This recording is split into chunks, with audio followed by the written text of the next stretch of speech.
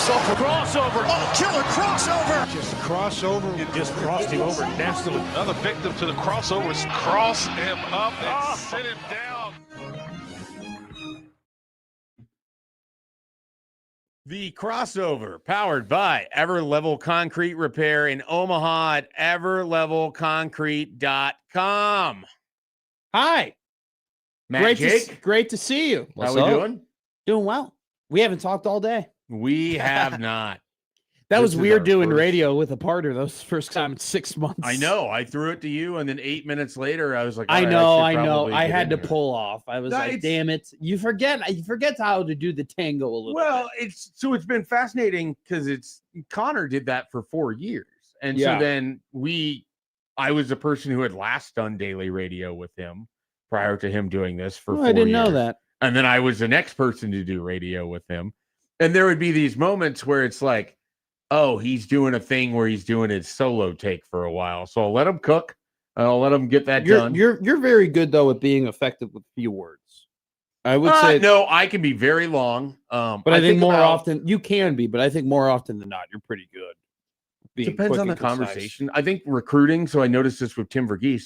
Recruiting, you have so much information you need to get to put everything in context that those answers tend to just be long because of it. Well, so there are often times in Tim's interview that I do with him on Tuesdays where I just set him up and I let him roll, and he just talks about every prospect. Yeah, there are others. I try and do that with Tim though, probably once in an interview where I'm like, tell me about these guys, and just let him go. Everything else we try and do general conversation, but sure, yeah, I could see that. I mean, also too though, like I bet when we get to football season, you're in a very interesting spot. You're kind of in the same spot I was in when you it do comes the whole to off season first before the football gets there. And I think a lot of people were telling me like at the time, hey, that's really good for you to get into the flow of things and like to build and it was really good.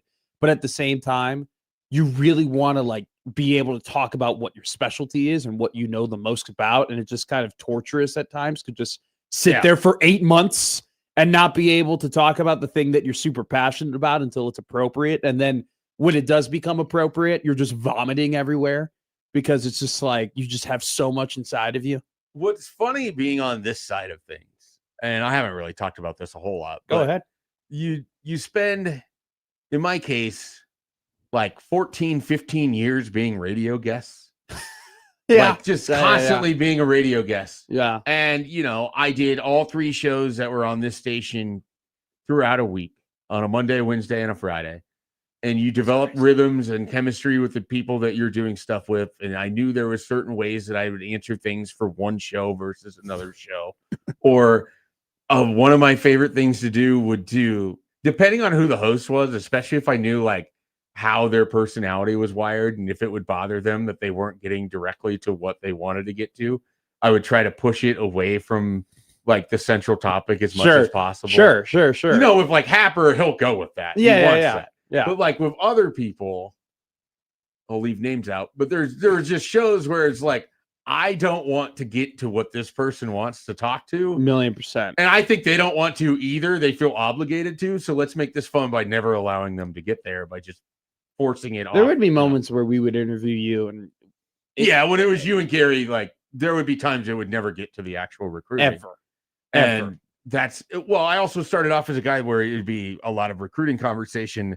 And then quickly it was like, oh, you could ask me anything and have a conversation. Gary was also very good at like if something was happening in Columbus, Nebraska, for example. Like Gary was just so tuned into everything that was going on everywhere in the state that if something, or if like let's say he knew that your high school coach, like something happened involving him, he would ask you about that. And then you would, and he did that with everybody, which was really funny. But like that's what I was like. There would be times though where we would be interviewing you, and at least one of us would feel obligated to be like, "Oh, hey, CJ Branaugh, he's decommitted. What's gonna happen, Mike?" There's like 2 minutes left in the segment. It's like, hey, we should probably get to football here. Real quickly. What are your thoughts on this? It's literally. I think there was one interview where we talked about your golf game, probably for like 10 minutes. And it was the second weekend in a row you were driving to a golf course. Yeah, that sounds, yep.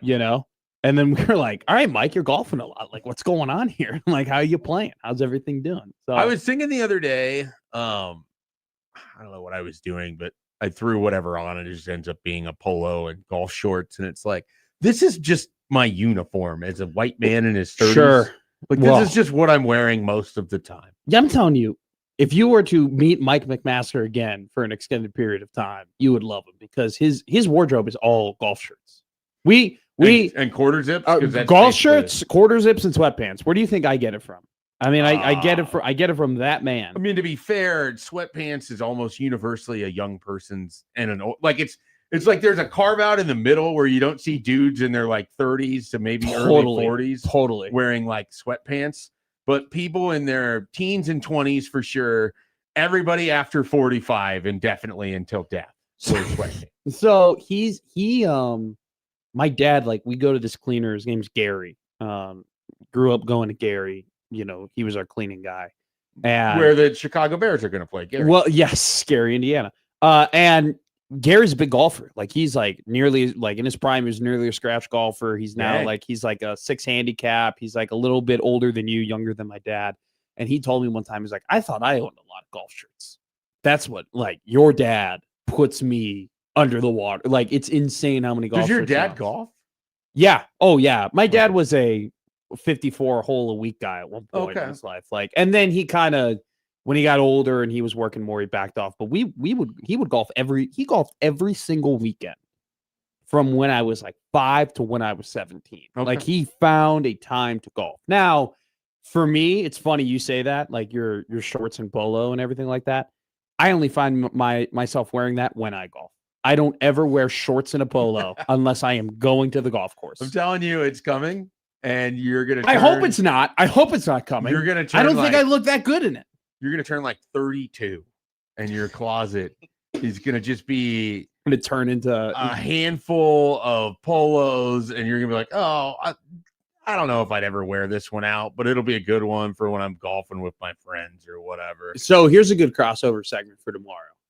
I am going through my clothes right now, and which you could have done before you moved. I know, but I just wanted to pack everything, and now I'm doing it, you know, after I move.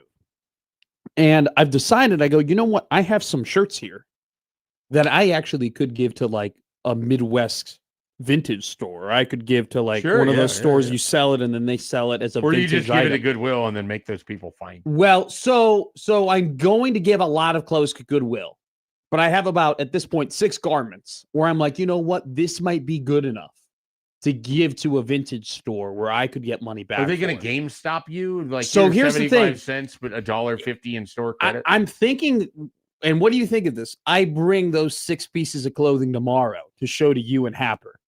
As to whether they could be vintage and whether or not you would consider them to be vintage or worth buying.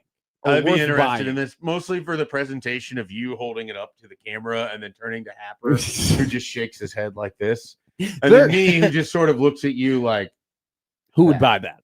Create like a pawn store. There's one situation. There's one item, and I won't. 1620 the pawn shop, dude. Instead of selling merch with Happer and Schaefer or Middays with Matt on it, we're actually just selling used clothes like a garage sale. The best I can do is 30 minutes of Joey Colbert as your producer. It's the best I can do. Imagine that was an auction item.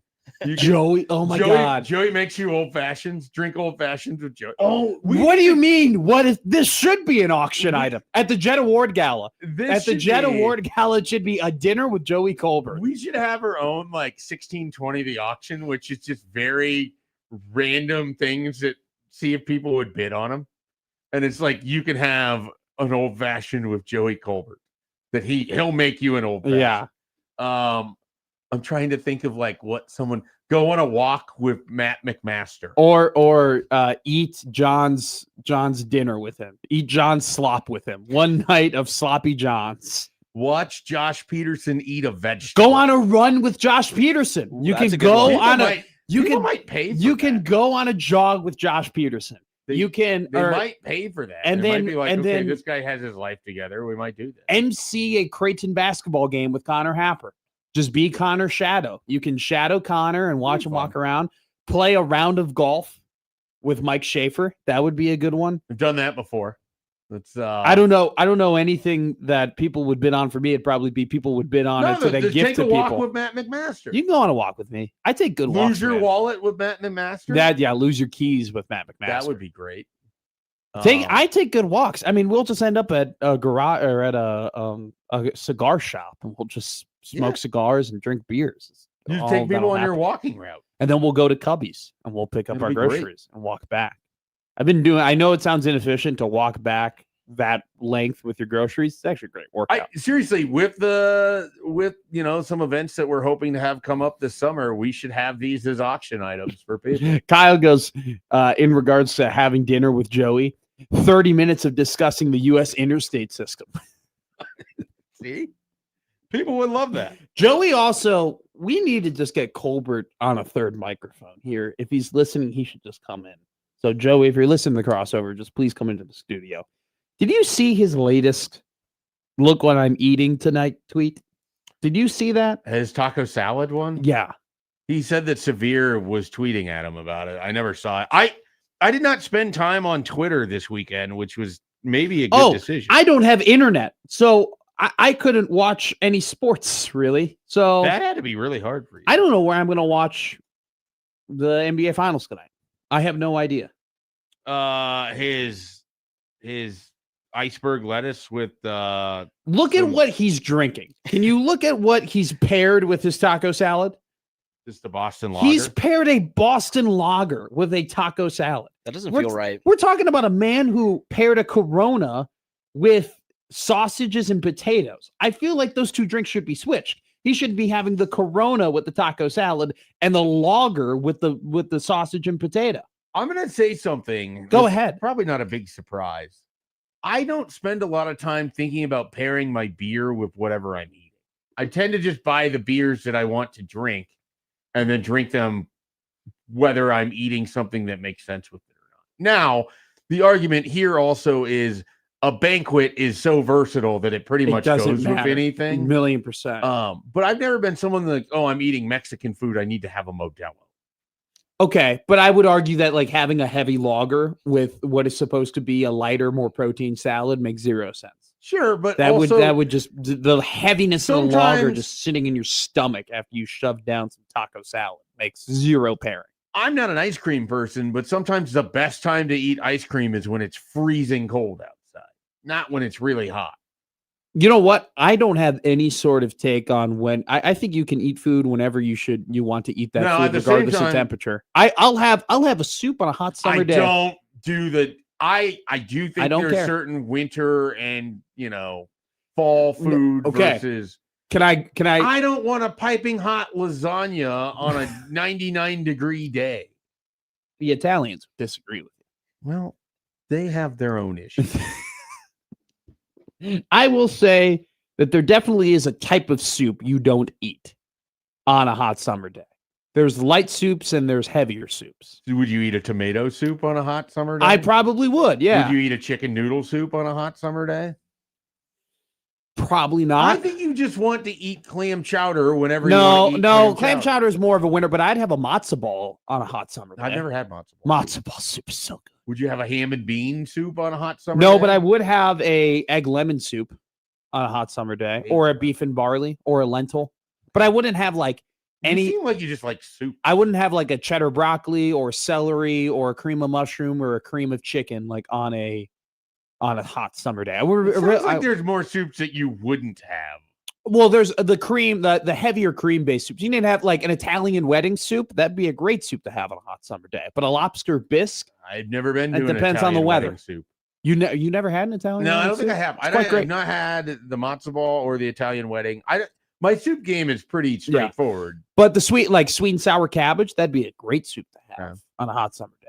Hot and sour soup, egg drop soup, probably a good summer soup. I just want potato soup, and I want it to be 25 degree out when I have potatoes. What type of, just a loaded baked potato soup? Loaded baked potato. It's going to have the heavier cream and all of your stuff. That's a winter soup. Yeah, it's a good winter soup. But soups are diversified. Bread bowls are dumb. I'm not a bread bowl guy. I can go for bread bowl. I would much rather just have the soup and then a piece of bread to the right of it. Yeah, I can do either, but you do a good bread bowl, it works for me. I've gotten the bread bowl a couple of times at Panera. Is Panera the only place that does a bread bowl? No, you can do a bread bowl at Bison Witches, which I don't know if you ever had. I've had Bison Witches multiple times. It used to be an institution. I don't know if your generation views. I love the California Kid. That's like the microgreen, cream cheese, turkey, avocado. That was a really good one. Mine was a McClintock is what I would get. Okay. I went on a couple dates. Bison good Witch. spot for that. It's great because it's like it's good food. Yeah, it's a good atmosphere. Now have a patio space, so we went out they didn't there. really have prior to the bar's kind of small. I did go out to the bar, and that was awkwardly shaped. It's awkwardly placed. It's all the way in the right hand corner. No, that's a great spot for a date because that was my wife and I's first really Lincoln date spot. I think Bison. We had done Omaha the first few times, and then I was like, "Hey, would you like to check out Crime Town?" It's awesome. And she said yes. Do you know the 1 year I worked in news in Lincoln was Crime Town year? It was Crime Town year. That was the year with, what was it, 11 homicides or something like that? Like 6 in the first few months. Yeah. Stayed at 6. I remember I was working with a woman named Carla. And you know where I'm coming from. You know where I grew up, right? I didn't grow up. Crime Town. I didn't grow up in those specific. You were north of Crime. Yeah, I didn't grow up in those specific spots, but you hear about it on the news every single night. It would be hard not to. And so, Carla kind of freaks out after like the 7th homicide, and she was like, "This never happens. This never happens. This is as bad as I've seen it in decades." And I'm like, don't mean to be that guy. But like a Bulls overtime loss, you're getting at least half of that amount, dude. So it was, and then like I saw the commercial that everybody talked about, and I don't remember. There was a night where it was a big sporting event, and that thing came across, and Twitter, in particular, Jack Mitchell, blew up, just blew up. Was this 21? This was 22. I believe it was 22. Wait. When was I a sophomore? Nobody knows. 21. So it would have been 21. If it was during. It might have been during a Nebraska basketball game. Okay. I was wondering if it was during like the Arkansas regional for Nebraska baseball. That would have been in June of 21. Trying to think of how the election cycle would have went for all of it. It might have been 22 then. I think it was 22. It was 22. And you know what? I think it would have been the spring of 22. I think it's when they were going on the K-Say run in 22. And there were some big games down that stretch. And I think it might have popped up there. Okay. If I had to guess. But I remember that night being like just Jack freaking out about Crime Town. K-Say scores like 31 against Penn State, but we're all talking about Crime Town. I was at the game. And when I say the game, I will always refer to the Penn State game where Jawan Gary, or was it Bandamel? I think it was Gary that got hurt, right? Well, they both got hurt that year. But it was Bandamel gets hurt. Gary gets hurt. Was already gone by that point. Bandamel gets hurt against Illinois. Jawan Gary gets hurt against Penn State. Yeah, so it was early February. I was at that game. And I think you could argue that game where Jawan Gary gets hurt is almost like the turning point of the Fred Hoiberg era. Because it forces K-Say to play a lot more minutes, right? It forces K-Say to be the focal point of the offense. It also forced Sam Hoiberg to start playing a lot because they were depleted. So like that would have been 23, just so we have the year correct. So now would have been 23. Would have been 23. So that's the year before they made the tournament, right? Yeah, that was they Sam went Greasel. 21 was they went 15 and 15 in 22, 23. Yeah. 23, 24 tournament, 24, 25 crown. So 22, 23 would have been that I feel like the Gary injury was almost like the turning point of the entire thing. Yeah, I distinctly remember that Penn State game, but it was because of other life circumstances that were going on for me at that time. I was calling that game. I was carrying you. And Jawan, he was right on the baseline. So Jawan dislocates his shoulder right on the baseline where KRNU calls it. And at that point, I was coming off of pretty recently shoulder surgery, and I saw the way that he pulled up. And I was like, oh, that's not good. That's not good at all. Yeah, it was February 5th, 2023 for K-Say Tominaga 30-point game. 72-63 upset win over Penn State. Do you think that's a crazy question? What if Gary doesn't get hurt? Well, the injuries that year, and Gary didn't get hurt in that game. He got hurt before. Okay, so it was Bandamel who got hurt. No, Bandamel was hurt in January of that. So which Things are game? running Which together. game am I talking about where one of them gets hurt? Was it the Illinois game? So Gary's not playing at all in I this. think it's the Illinois game that Gary got hurt. See, it's all men's together. I misremember too many. I should remember because I was working camera for the team. Pretty sure it during was that the game. So he season. got hurt in the Illinois game, another game that I called, because I remember seeing Kofi Coburn right in front of me, and I was like, "That is the tallest human being I've ever seen." And That was the the tallest human being you'd ever seen. And then at I that saw, time? well, just the largest, just like it's not just the height. It was. Was it the Northwestern game? That was the last home game before. I don't know. Whatever game that Gary got hurt, this is the turning point. I think it was the Illinois game he got hurt. See, all these things meld together. Yeah, he didn't play in this one. I against Northwestern. have too bad of a memory for somebody who's 24 years old. It was against Illinois. It was against Yep, Illinois? It was against Illinois on It was the January Illin- 10th, there you go. 2023. Okay. It was the Illinois game. Penn State game was Yeah, that was the big win that kind of kicked off that month, where February really became a big month for Nebraska over the next couple years. And then you had the big slide at the end of February in 2020, 25? 25. 25 was the Yep. 5-game Yep. losing streak to end it. Yep. That's you and I are one of our final interactions before you ended up coming here was when we saw each other at the Iowa game. Oh, after that? No, during the Iowa game. The 25 Iowa game where they lost and they didn't make the Big Ten tournament. I hadn't seen you. It was like I just gotten hired and I hadn't seen you yet. Okay. And you were with a bunch of basketball buddies. Yep. You had Yeah, did you have season tickets at the time? I have season tickets for basketball. You still have them? Yeah, my buddy for and I you. split them. Good for I don't know because I don't live in Lincoln anymore. I don't know what exactly will happen with them. It's with the 8:30 starts at a 6 a.m. radio show. It's kind of difficult. Yeah. That's But, why I didn't go to any of the games. Yeah. And then when we had the transition period, I was just so worried about getting the show a foundation that I was like, I had no time to like go down. I only saw Nebraska basketball play once in person. I watched every single game last year. I saw them play once in person. That was at the Big Ten tournament where they lost to Purdue. Ugh. Yeah. Matt McMaster, jinx. Yeah, they went 0-1 in their 28-win season. The one game I saw, they lost. Okay. Arguably their worst matchup, though. Yeah, could have been. Clough was such a bad matchup. That game or the UCLA game was the worst they looked all year. Oh, the UCLA game, they just played bad. Well, both of them, they just played bad.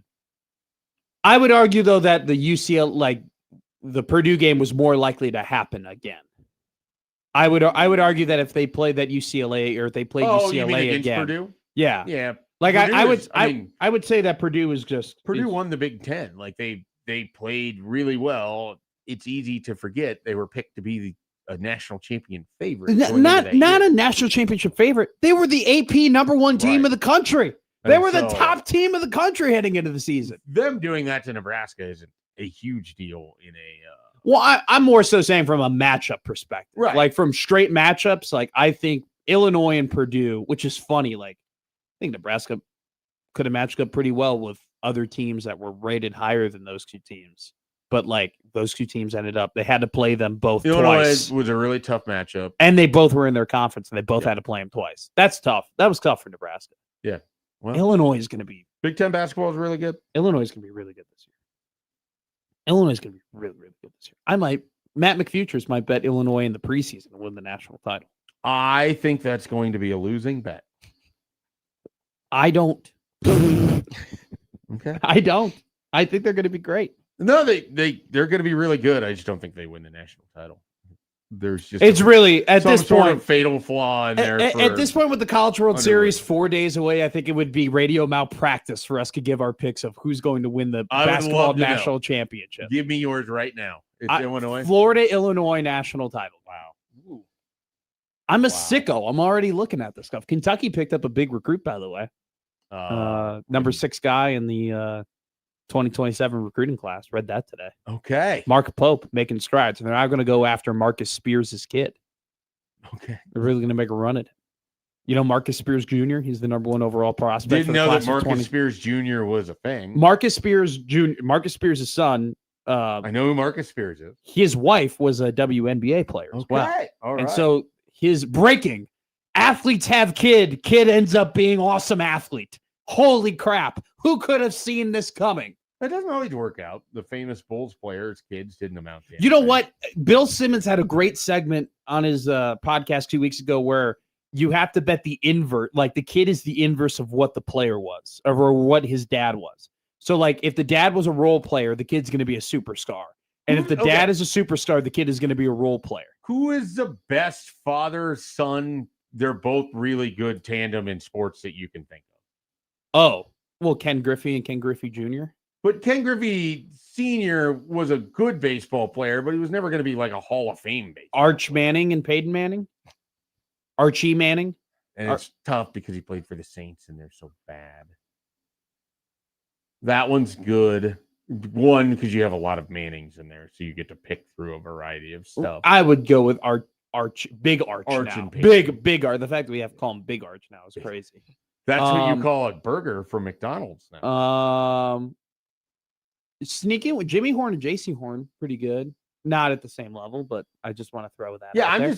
I'm trying to think of like what the best father-son duo. Okay. Same sport, not alternate sport. Okay, not the best one. Doesn't beat Big Arch and Peyton Manning, but Tim Hardaway and Tim Hardaway Jr. Yep, that's pretty good. Pretty good. Pretty good. Now, Tim Hardaway Jr. was never as good as his pops, but Jr. was a very big part of that Dallas Mavericks team that made it to the NBA Finals. Trying to think of NFL guys.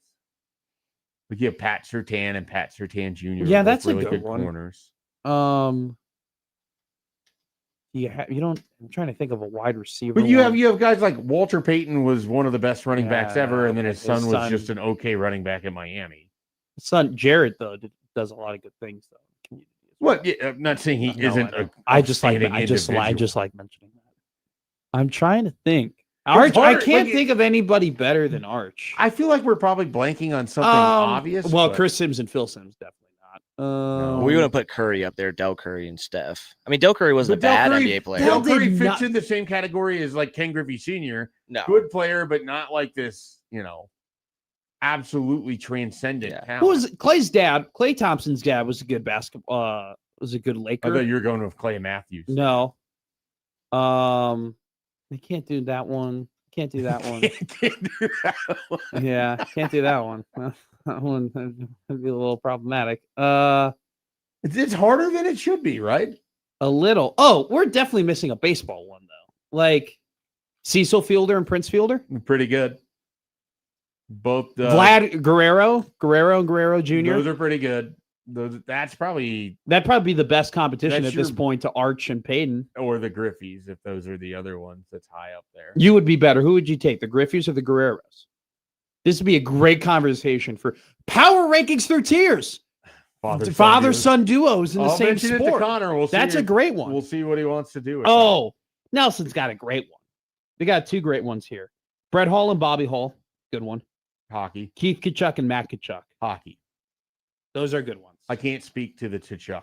The Halls obviously have a famous, The Kachucks are, that is only building up. I only know the one Kachucks.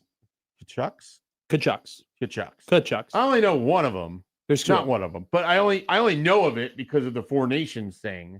I know, right? They were all the rage a couple years ago. They are like legitimately great hockey players. There's Brady. Brady Kachuk is the captain. They're more known for their international play than they are for the NHL but they still are. But they still are awesome NHL players. That's the thing. Like they are still two of the better players in the NHL. So they'd be like all stars. Oh yeah. Oh yeah. Right. Matt Kachuk won 2 Stanley Cups back to back with Florida Panthers. Brady Kachuk is the captain. Win them or was he on no, he won them. No.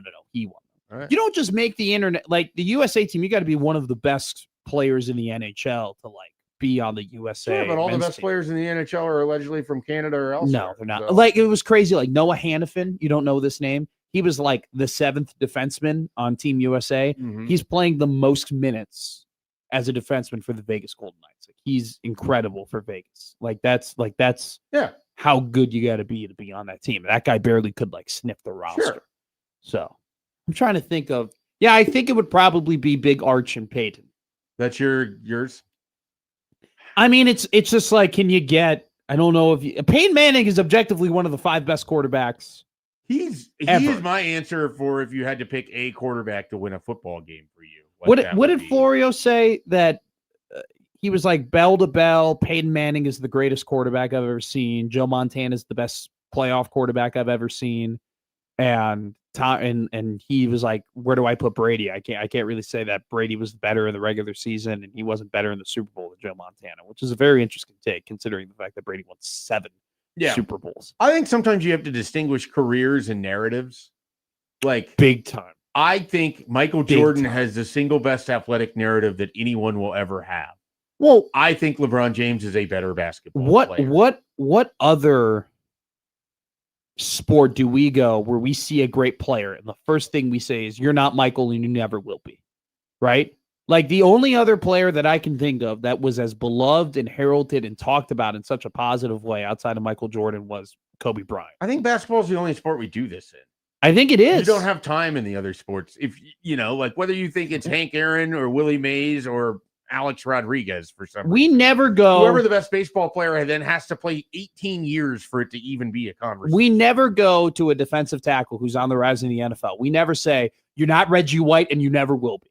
We never say that. I feel confident many people will never. We never say that though. We don't hate on that player or get mad at that player because they threaten the memory of a player we so beloved. We do that with everybody in basketball. As soon as I don't do that with no, but I'm talking about the main media. As soon as you almost cross you cross an echelon, something because they don't want to talk about the games. Like that's NBA coverage. It's all legacy oriented. Bigelow's got an interesting one. Dale Earnhardt and Dale Earnhardt Jr. Okay, that was a good one. I'm not a big racing guy, but that seems to work. Now, Junior definitely is overrated. Like Junior's great. Junior's great. Junior's great. Brand. Junior's great. He's more of a brand than he is like racing greatness. Is that fair? Yes. But he's still won. I think he's got. Let me look this up before I say. He's got a couple big wins. Oh yeah, for sure. I mean, he's won some crown jewels. He's got 26 Cup Series wins. Okay. For example, Denny Hamlin won yesterday at Michigan. Is amazing. He's like 1 million years old. He's 42 now. No, who am I thinking? Was there a Hamlin before him? No. Denny's old. Denny's very old. 42 isn't that old. No, for into your 40s is when you start falling off as a racer. That's kind of 42 isn't that old. 43 to 47. The Levantes were racing. He's probably going to end up winning the championship this year. Like he'll probably end up winning it all, and that's kind of insane. But Dale Jr.'s got 26 Cup wins. Denny Hamlin got a 63rd yesterday. Gotcha. Like that's just kind of the comparison in terms of like Denny Hamlin, generational racer, along with Kyle Busch, rest in peace. He tied him yesterday for 63 wins. Like Dale Jr.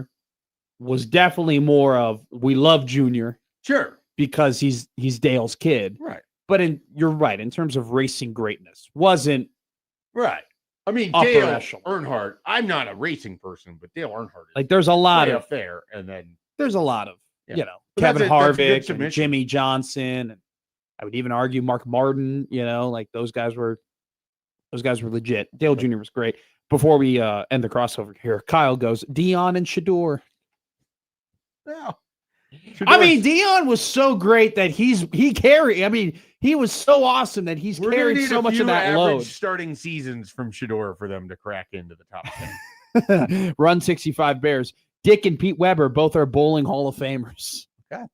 Does Michael Phelps does his dad swim or something like that? Or does he have a yet at this point in time? There are just some people where they are so great that they are willing to carry the boat for you can argue that LeBron is so great that you have to put LeBron and Bronny somewhere in that conversation because LeBron is Bronny's got to be able to stand on his own 2 legs. He's going to have to when his father doesn't play on the LA Lakers next year. Yeah, well, we'll see where he's standing. Probably in Cleveland. That's the crossover. Powered by Everlevel Concrete Repair in Omaha at everlevelconcrete.com. It is Matt coming up next.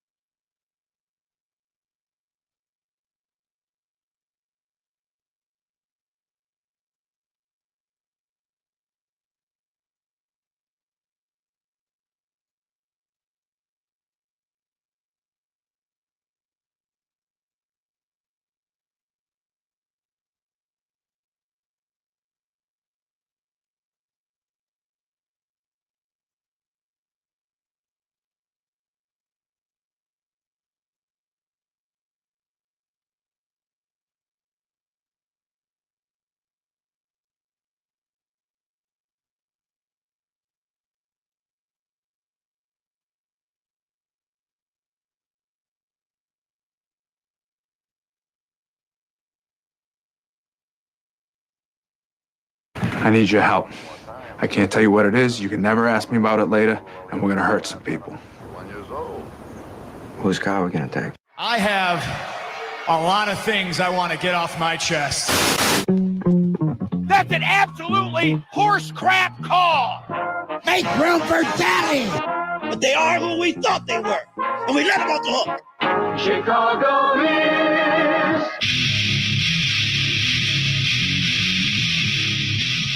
This is Middays with Matt on 1620 The Zone.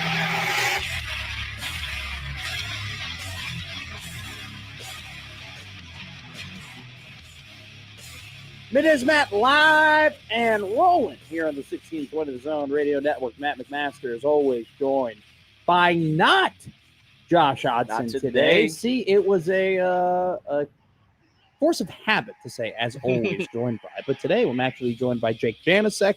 Josh Hodson currently setting up the Omaha Baseball Village with our very own Chris Prudon. We are just 4 days away from the beginning of the College World Series, where the home of the College World Series, 1620 The Zone, will be there to broadcast every game. It will be me, Mike Schaefer, Josh Peterson, along with a whole host of others that we will be introducing to you here on 1620 The Zone. There are some voices that maybe have already been heard and are known on 97.7 The Zone, so maybe a little bit of hint there for some of the people that will be joining us at the Omaha Baseball Village, but we're very, very excited to bring you that coverage, to talk about everything that's going on in the CWS. And everybody knows, Josh Peterson always says, CWS is almost like the beginning of football season. And if you are watching on the Zone YouTube TV page, look what I got here, baby. Who said the kids aren't buying physical media? The ESPN magazine, I hold it in my hands for those who want to get in on the reading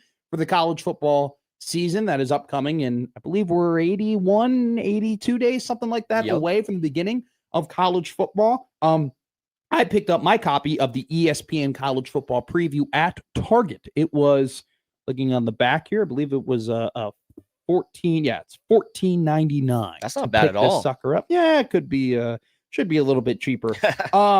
We will talk about this magazine. We will talk about some of the things that I read in this magazine. The best way to put the ESPN preview is this.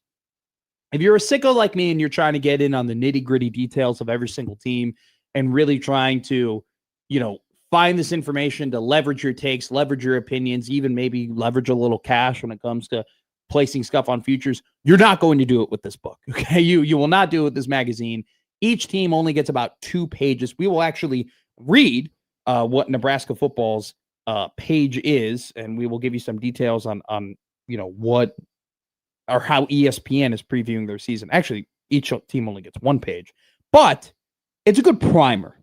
Right? It's a very good primer. You read 1 page, you learn about the key acquisitions, the key losses, you get to look at the team schedules, you get to kind of see, you get a very general outlook on what a team season might look like. And then when we get into the bigger magazines, where Phil Steele announced a couple days ago, his magazine will come out during the weekend of the 4th of July. Brett Ciancia, Pick Six Previews, that's a preview we're always dialed into. Love what Brett does. He'll be on with us plenty during the college football season. His preview comes out around the 2nd week of July, early July.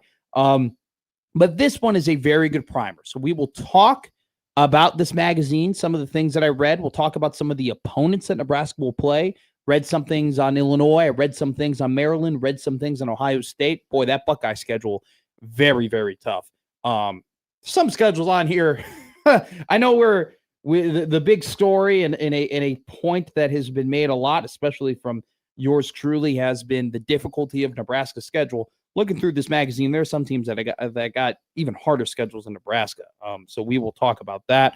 We'll also touch on something interesting that was said here. I don't think that some of these things said in the preview are just said to be said. I think there's a target, and there's definitely things that they're trying to convey, and obviously people that they talk to when it comes to writing these magazines. So an interesting little tidbit was written in this magazine about Nebraska. And then we're going to work off of that. And I actually think that there are some bigger position battles that intrigue me than the one that's kind of brought up in this magazine in terms of Nebraska. So we'll talk about other intriguing position battles that will happen throughout the season for Nebraska. But ESPN, the college football preview, is out. So we'll talk about that plenty today. We will also talk about more college football, but not in a fun way. This will be fun. When we talk about the college football preview magazine, when we talk about Nebraska football and some, battles, that'll be a fun time. That's going to, it'll bring up some debate. It'll bring up some conversation. It'll bring up some interesting points made by a bunch of, different points of view, right? The other conversation we're going to have about college football will not be fun because it's not going to be a debate. It's not going to be, I have this opinion or I have this point of view. It's really just going to be a conversation about a very baffling and controversial and very impactful and what might end up being a consequential decision to allow Brendan Sorsby to play NCAA football this year. He was granted an injunction by the Lubbock County Court. The quarterback for Texas Tech, who had to enter a rehab facility to go and treat his gambling addiction, who was found to be gambling on games that he wasn't playing in, but he was a part of the team, the 2022 Indiana Hoosier team that he was a part of. He was actively placing bets on his team while on that roster. It's unprecedented in my point of view that we have a athlete that has gambled on a team that he is on and still allowed to play that sport. Pete Rose would like to have a word with everybody in the NCAA. May you rest in peace. But it's just one of those things where, what are we doing, man? Yeah, I've really no idea. When I saw the headline, I just kind of stared at it for it felt like almost 10 minutes. I just couldn't believe that it actually worked. It seems like it's a new thing where if you can just sue the NCAA or bring them to court, you're able to find a way to get your way with it. A couple of the SEC coaches had brought up at the, annual meetings that, yeah, hey, we want rules and we want regulations. Unless those rules and regulations go against us, then we're going to take your ass to court. And that's kind of the pattern at this point. We've seen it with Ole Miss. Oh, they didn't get their way with Trinidad Chambliss. We're going to take it to court. We've seen it with eligibility cases with individual players where, well, I didn't get my way in terms of getting eligibility. I'm going to take it to court. Now we see it with something that is frankly unprecedented. The kid knew the rules. His actions, how evasive he was at times to not be caught gambling, the actions he took in terms of sending friends while he was in the state of Texas. He sent money to friends who were in states where it was legal to gamble in order for them to make bets. He opened up a gambling account under another human's name. He knew he was actively breaking the rules, and he still broke them. And then if that's not bad enough, he went ahead and ended up gambling on his own team that he was a part of. That he had a very intimate and close relationship with, and that still wasn't enough for him for him to not play NCAA football next season. So absolutely insane that he is going to be allowed to play at the NCAA level. Very disappointing decision from the Lubbock County Court. It seemed like this was the easiest, most slam dunk decision that we could come up with. The guy gambled on the team that he was a part of. It's going to be really interesting, I think, all of Texas Tech's away games next season, because you obviously know he's going to start no matter what. But it's going to be kind of like, when LeBron first left Cleveland, like the boos and everything, when Sorsby takes the field, and it's going to be a sight to see for sure. Bet-free Mike is in the YouTube chat. Let's do this. Bet-free Mike, feel free to call in at the top of the next hour at 12 o'clock, because Mike, who has a lot of information on this and who definitely knows a lot of info, I'd love to talk to him about this and have some thoughts with him. And I think he can provide us a lot of context that maybe others can't. He's a great listener of our show, very knows these situations very intimately. Go ahead. Let's have Mike. Mike, if you're listening, go ahead and call in at 12 o'clock and we can talk about Brendan Sorsby. Oh, sorry, at 11 o'clock. Call in at 11, Mike, and we can talk about the situation, because it's quite baffling to me that the proof that has come out and the things that we know about the situation are as they are, and this guy's going to be allowed to play NCAA football. So we will talk about that today. We will also talk about the NBA Finals today, Game 3. TSA, baby. If you were trying to avoid it by not traveling to airports, don't go to Madison Square Garden tonight. It's going to be on lock. down. The president of the United States will be at the game tonight, which means no outside parties. For all of you New York Knicks fans who can't get into the game because it's an $8,000 ticket price, cheapest ticket is $8,000 to get in. If you want to party around MSG because you don't have the money to get into the stadium, which who the hell does, for being honest with you, you can't do that. They've shut down those parties outside of MSG. They've shut down the watch parties. This is the biggest NBA game in quite some time.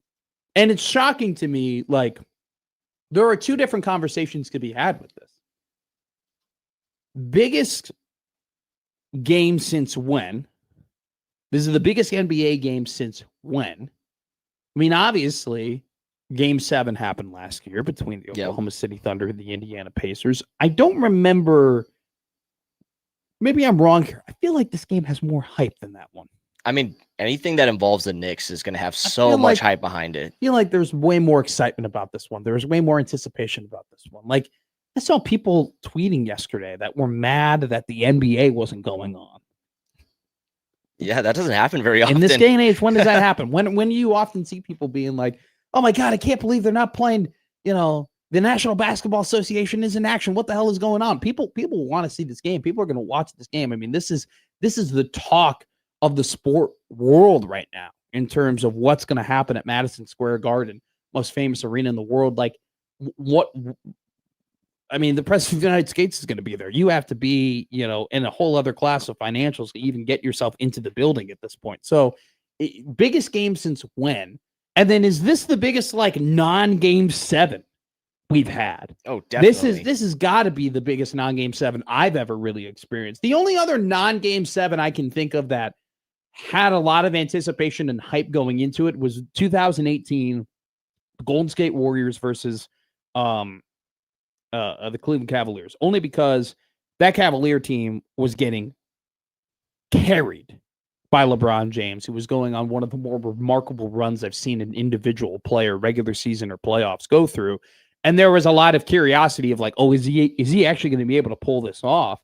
Damn near did, if it weren't for George Hill missing the free throw and then J.R. Smith grabbing the rebound and then not realizing that they needed to score.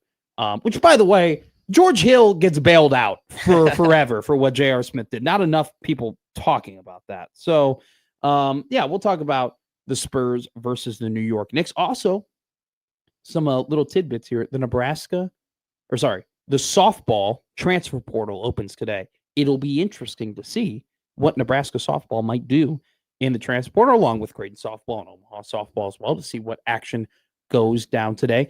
Breaking news came in over on Friday when I was not in. It wasn't just the Hammond Bears are potentially happening, but it's actually Jordy Fromm going to be an assistant coach for Nebraska softball. Obviously a hell of a move from a coaching perspective. Who better to learn from than, one of the best collegiate softball players ever. I mean, she's absolutely incredible. Everything that she accomplished in her career, 2-time national champion, national player of the year this season, getting it done from both behind the plate and on the circle. But at the same time, should be pretty good for recruiting. Yes, that to have Jordy Fromm in your corner and propping up the program and trying to get people who want to follow in her footsteps to don the Nebraska uniform, definitely going to be great for softball and for Rhonda Revelle. So it'll be interesting to see what happens in terms of the softball transfer portal and a nice little revision or kind of amendment or an adjustment, probably more accurately to some NCAA eligibility rules that eventually will be voted on. We'll talk about that. It does affect a very big sport around here in Omaha. The Maverick hockey team should be pretty excited about some of the things that they're adjusting when it comes to what the next eligibility requirements could potentially be for the NCAA. So we'll talk about that as well. A lot of things to hit on. We got softball to talk about. We got football to talk about. We got basketball to talk about. We have the College World Series to talk about. 6 of the 8 teams set. Pat McAfee, come on down to the Omaha Baseball Village, baby. Let's have a good time. Barstool Heartland, shout out. I was an OG McAfee, so I'm sure Mike Schaefer will love to interview Pat McAfee at the OBV. So we will see what happens. Bet free Mike, call it at 11 o'clock. Let's talk about Brendan Sorsby coming up next here on Middays with Matt.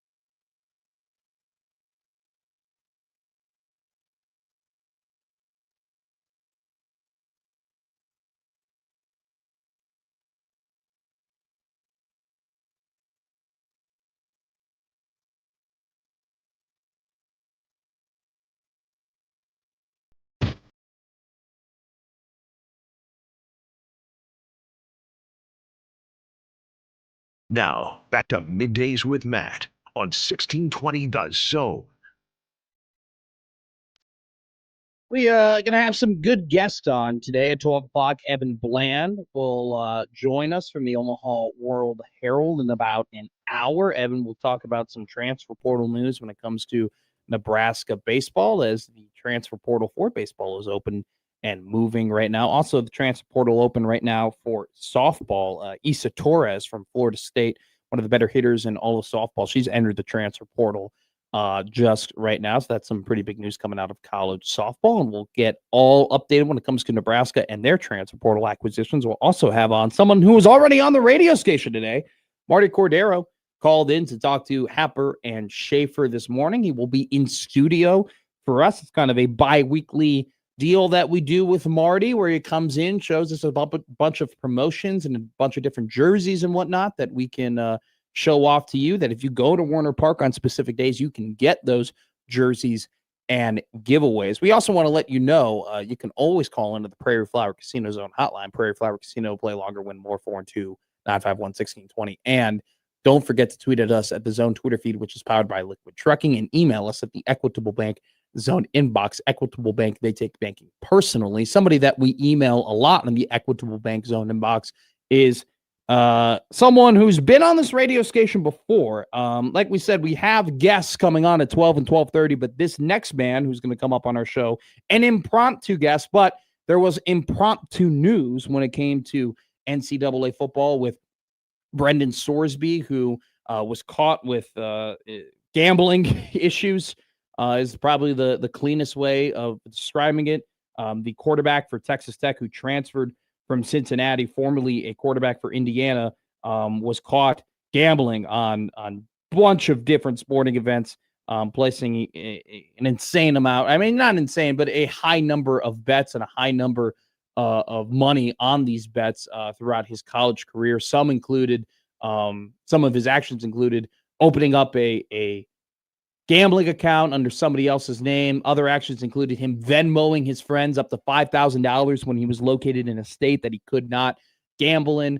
A lot of actions that were taken by Sorsby in order to gamble on sports, something that he is not allowed to do as an NCAA athlete, but none more damning than gambling on his own team that he was a part of in 2022 on the Indiana Hoosiers. He placed up to 40 bets on the Hoosiers when he was on that roster. The NCAA made it very apparent through their decisions and appeals that Sorsby was not going to be allowed to play NCAA football this season, but a Lubbock County court granted him an injunction today, which will allow him to play NCAA football, something that, in at least my purview, is unprecedented. But we're going to bring on the executive director of the Nebraska Council on Problem Gambling, Mr. Mike Chandra. Mike, how are you? Thank you for having me on. I always appreciate the opportunity to talk to you, Matt. Always appreciate talking to you, Mike. You are an expert on this stuff. You are the executive director of Nebraska Council on Problem Gambling. You've been on the show before. We've talked about certain issues when it comes to gambling, online gambling. I don't know if we ever touched the prediction markets. We could probably talk about that as well. But this is something that Josh and I have talked a lot about, the Sorsby situation when it comes to the different aspects of the Sorsby situation. Him gambling on, sports that aren't football, him gambling on sports that are football, him placing bets when he on his own team that he is a part of. It seemed like this was an open and shut case, Mike, when it came to the guy gambled on his own team when he was a part of the roster. That's always been grounds for him to no longer play football, and yet this injunction is going to allow him to do that. Your reaction to the Lubbock County Court's decision to allow Sorsby to play this year? I think we're all kind of in shock over it because of just the fact of what's happened in the past with other leagues. Look at what's happened in the NFL, the NHL, even in previous with Hunter Deckers and the other Iowa and Iowa State student athletes, is that every time that the NCAA has made a ruling that they are no longer eligible at the NCAA, that the players have just kind of went along with that, and they didn't think there was any other recourse. So this is, I think, for many reasons, this decision is historic. I think beyond the gambling side, obviously the power that's being taken away from the NCAA is huge. But from a sports standpoint, I feel like it's going to cause a lot of people to think that sports in general are compromised by the bet. Mike, I mean, you have a greater grasp on the history of all of these rulings and different court cases that have happened. And so, in my experience, I've never seen this before. I've never seen a player gamble on a game that he was on a roster on. I've never seen a player gamble on a game that they had intimate knowledge of.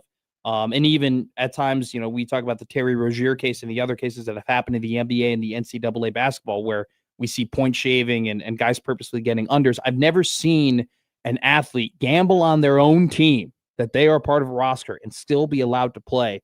Is this unprecedented? Do you know any other instances where a player has gambled on their own team and still be allowed to play their sport? Have you ever seen that happen before?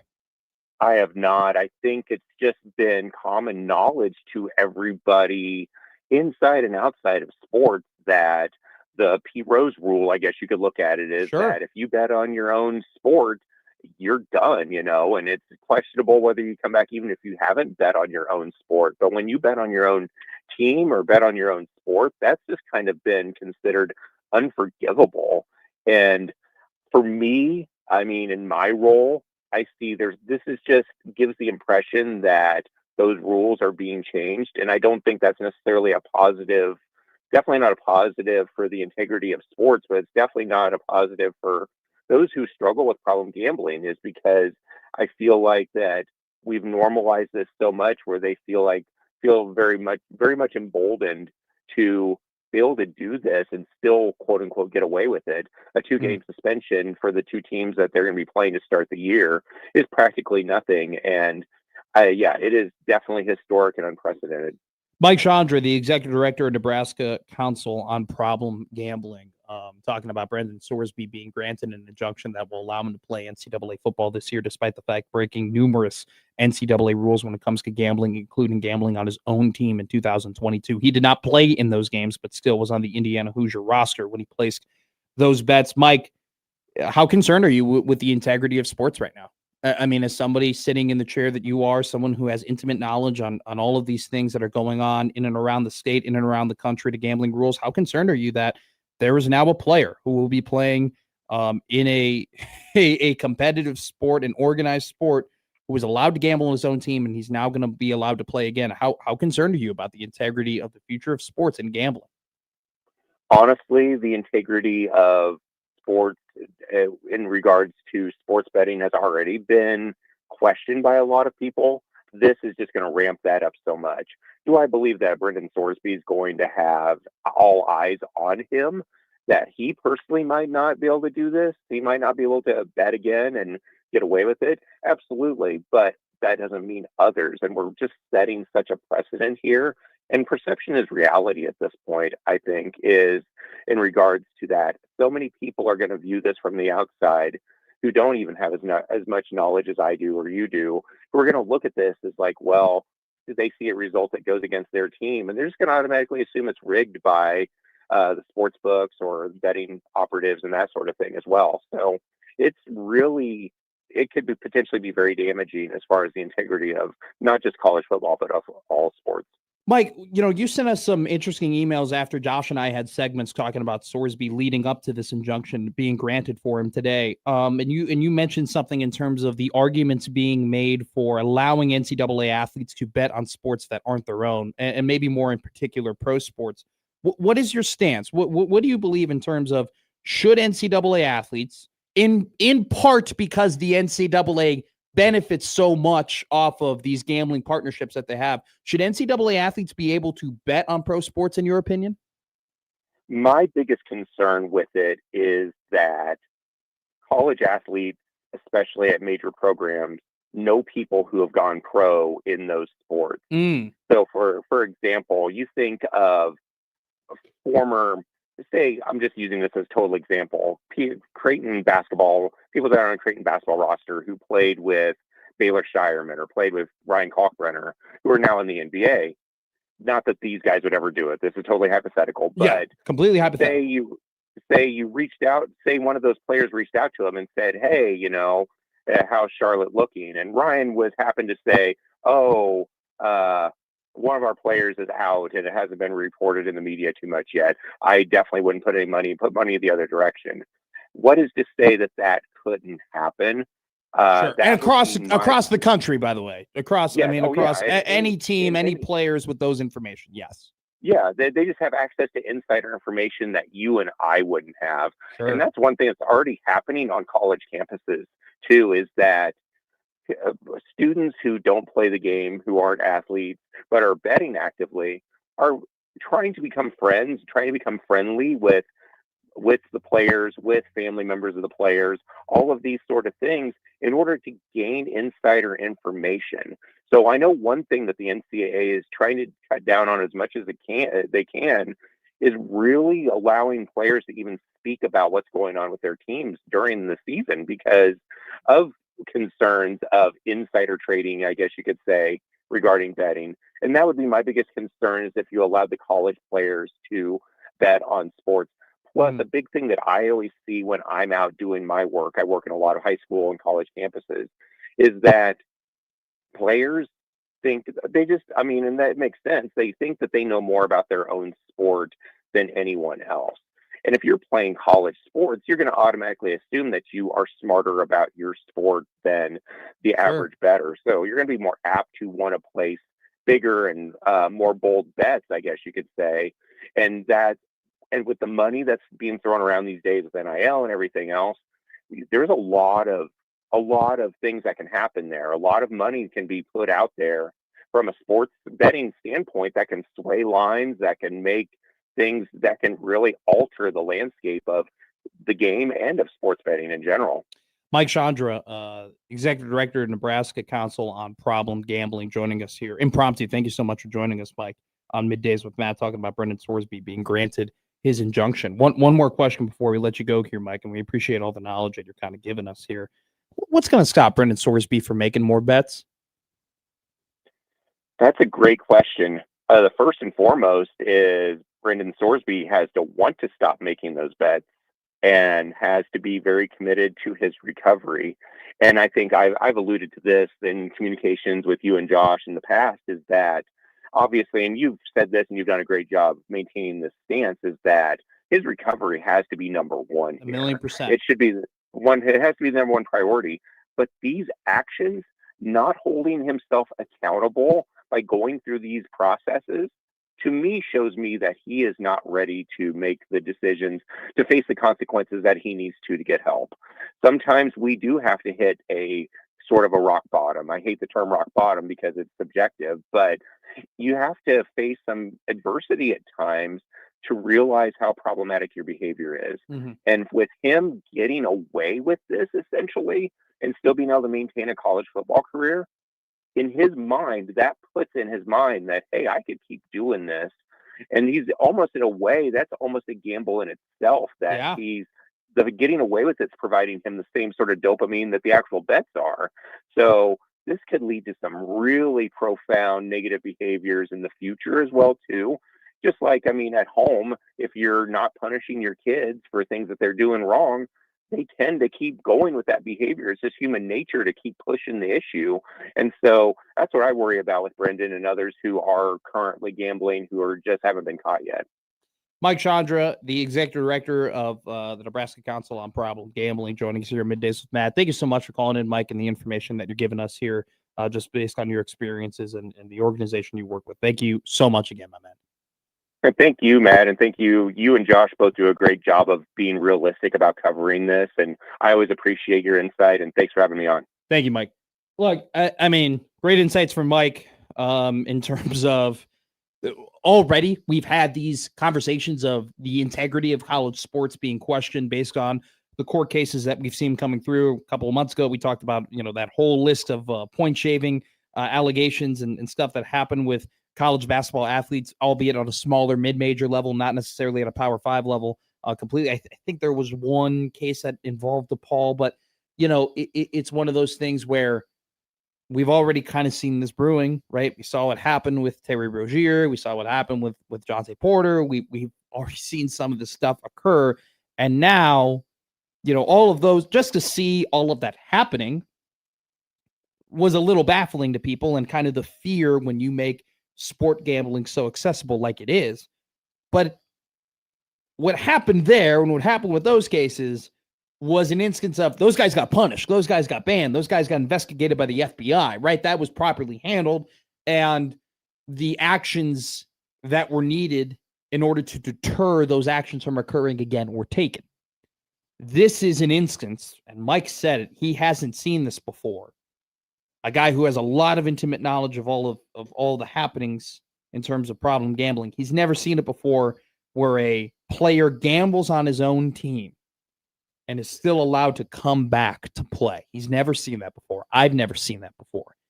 The fact that that has occurred, and we are now past the point of punishing what seemed to be the most punishable action is ridiculous to me. And if anything, this proves just how powerless the NCAA is. This proves how spineless the NCAA is. This proves how they have no authority. You violate an NCAA rule, the NCAA punishes you, find a lawyer. Find a lawyer. Find a lawyer in your county, find an alumni, find a donor, find somebody who's got power, and they'll make it right for you. That's all we've learned from this. All we've learned is if you get punished, if the NCAA rules against you in a manner that you don't want to be ruled against, find somebody else, find an injunction, find a judge, find a court, find whatever. They'll figure it out for you. And, it was one thing to have Trinidad Chambliss be given a retroactive red shirt from his time in junior college. That was one thing. It is a whole other bag of worms to allow somebody who has broken like the golden rule of sport. You gamble on the sport you are in, you're gone. You're done. And the fact that now we have set a precedent now. We have set a precedent that if you gamble on your own team, that you can come back and play as long as you find a judge willing to make a ruling for you. And clearly it's not hard doing that. We have statements from Charlie Baker. We have statements from Cody Campbell. But still, absolutely insane that we've come to this point that, man, the fact that what used to be an open and shut case is now up for interpretation is crazy to me. And Mike said it best. We've already had these discussions. We've already had these rumblings of the integrity of sport being compromised because of the accessibility to gamble.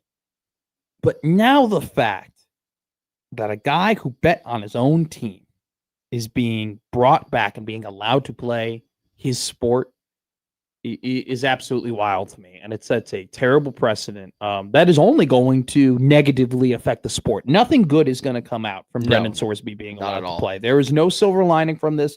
There's no but. There's nothing. Crazy stuff. We want to thank Mike again. Mike Chandra, the executive director of the Nebraska Council on Problem Gambling, joining us here on Middays with Matt to talk about Brendan Sorsby and the injunction he's been granted. We want to thank Mike for coming on. So impromptu, but giving us great information. We're going to go ahead. We're going to hit a break. There's more information that I got to read, more things that we got to scoop up here and talk about this Brendan Sorsby situation. But definitely, I mean, this is guys, let's be real, man. This is a landmark day in terms of decisions being made in sport or in college sports, because not only does it set a terrible precedent that rattles the foundation of integrity of college sport, but it also, look, guys, we already knew the NCAA was a lame duck.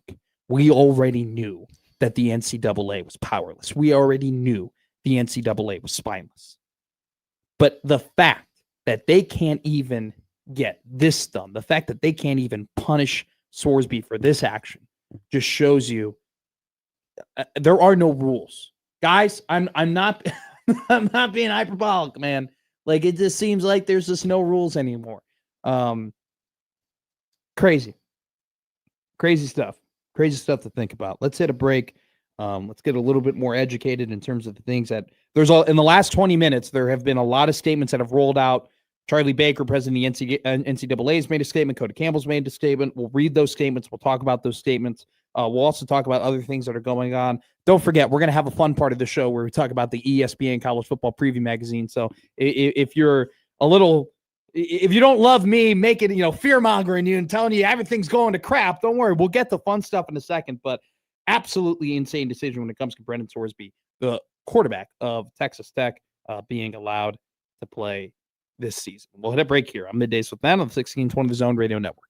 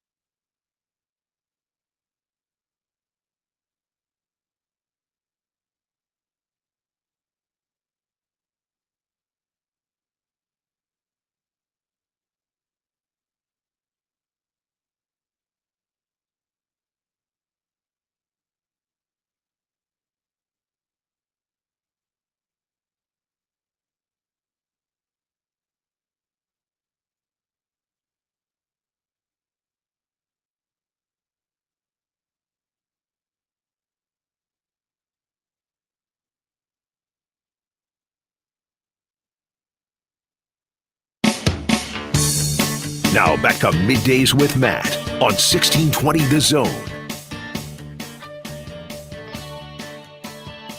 Okay, we'll get to fun stuff eventually here on the show. Nebraska football had a very big recruiting weekend. 5 commits more are on the way. Great article this morning by Sean Callahan. We'll kind of detail some of the things that went down and that are upcoming for Nebraska football, including another innovative camp that they ran over the weekend, a new 2028 offer, in-state offer of a guy that will be rising up the ranks when it comes to football recruiting. It's a lot. We'll have a lot of fun conversations today about Nebraska football, along with the fact that we do have the ESPN College Football Preview Magazine. We'll be talking about some of Nebraska's opponents, some of the tidbits that you can take away from this kind of, like I said, the ESPN College Football Preview Magazine. I'm not promoting it. It's $15. If you want to buy it, you're not going to get a ton of detailed info, but you're going to get a pretty good primer for the big magazines that will come out, like a Phil Steele, like Brett Ciancia. I will say that in my experience, Athlon and Lindy's definitely have a little bit more information in their magazines than ESPN does. But like I said, good primer. So before we get into all of that, along with talking about the big game 3 between the New York Knicks, San Antonio Spurs, and having Evan Bland and Marty Cordero join us in the next hour, we have to continue to talk about the NCAA.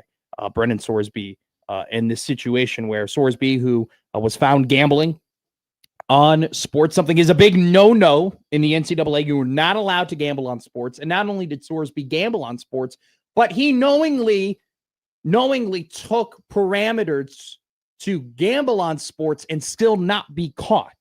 He opened up a gambling account that was registered under somebody else's name. He put money in that account and made bets on that account when he was in Texas and couldn't gamble on sports because of its illegality. He sent money to his friends, up to $5,000 is what an Athletic article detailed in terms of the price figure that he was sending to friends to place bets on sports. And on top of all of that, on top of doing things he wasn't allowed to do and then taking precautions to not get caught because he knew what he was doing was bad, he went ahead and he placed up to 40 bets on his own team, the 2022 Indiana Hoosiers. He did not participate in those events, but he did make those bets. And, we have to mention, never seen anything like it, where a athlete is allowed to gamble on his own team that he has intimate knowledge on. And I should say she has intimate knowledge on as well. Either sexes can do that. I've never seen that before. Never seen an athlete being allowed to gamble on their own team and then be allowed to play. Here's a statement from Texas Tech booster and board chair Cody Campbell, Mr. Oilman.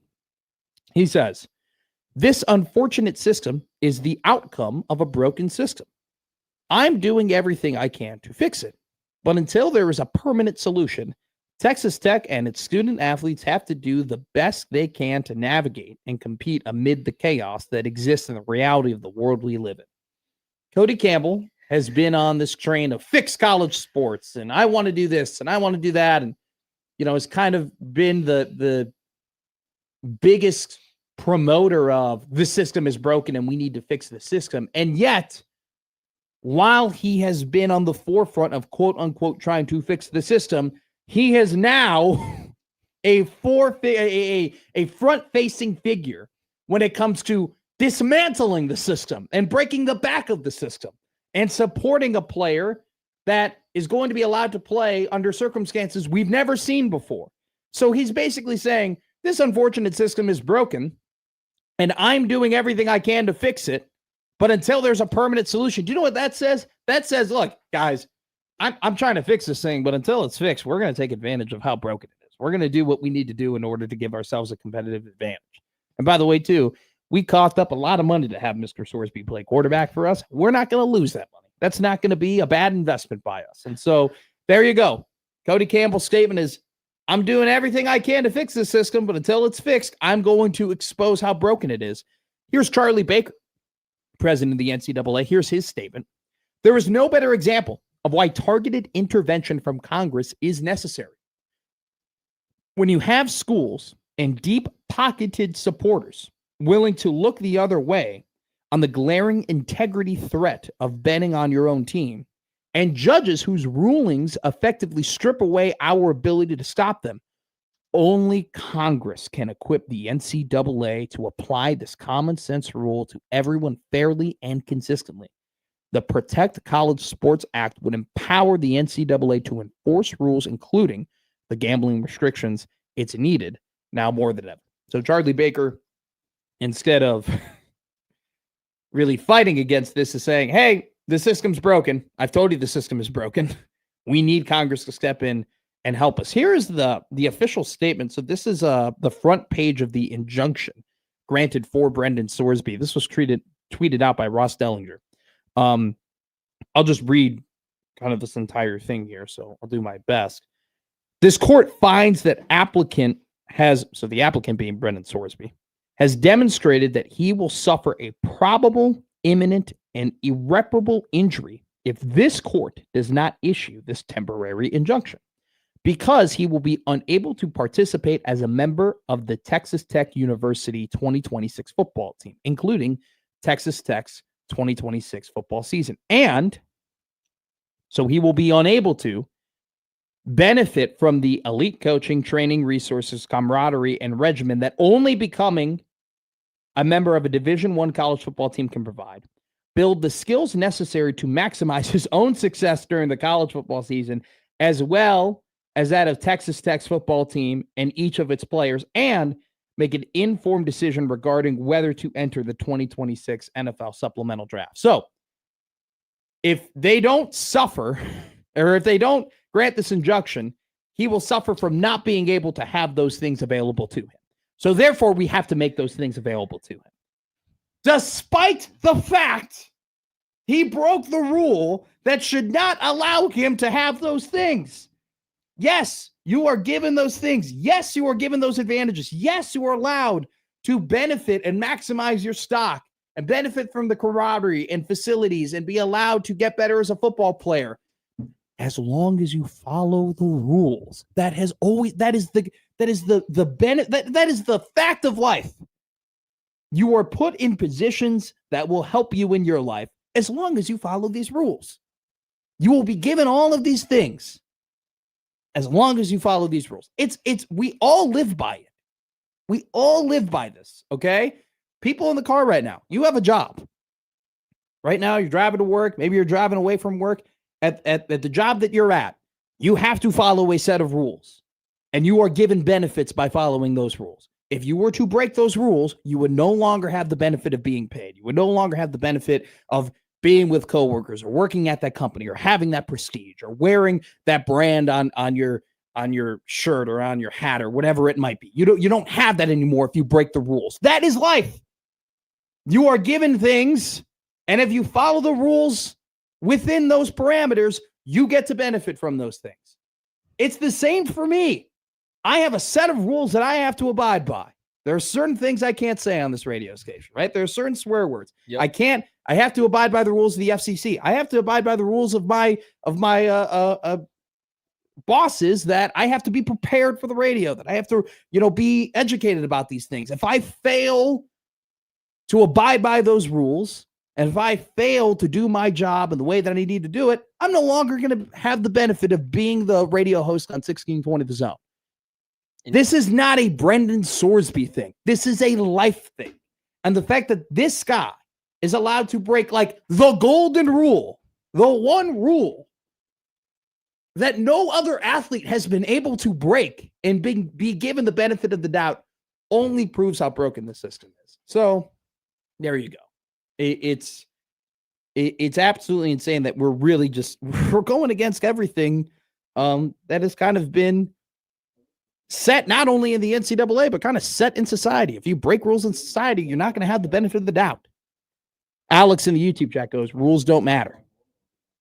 And it's very interesting, the Charlie Baker quote here, because let me read you this sentence one more time. When you have schools and deep-pocketed supporters willing to look the other way on the glaring integrity threat of betting on your own team, say that one more time. When you have schools and deep-pocketed supporters willing to look the other way, you have the NCAA president literally being like, we're corrupt. We are corrupt. We have schools that have people who have a lot of money, and that money moves, and that money makes decisions, and that money affects things. You have the president of the NCAA outwardly saying, yeah, people are like, there's collusion. There's some bribes going on. I mean, that's crazy. That's insane. Let's go to the Prairie Flower Casino Zone hotline. Great, and Andrew's on the line. He wants to talk about Brendan Sorsby. Andrew, how are you? Good. It goes back to the fact in today's society, there's no consequences for anything. Why not break the rules? Because seriously, you're going to have to face any kind of discipline or punishment. It's a bigger statement on what society is today. Honestly, I don't disagree.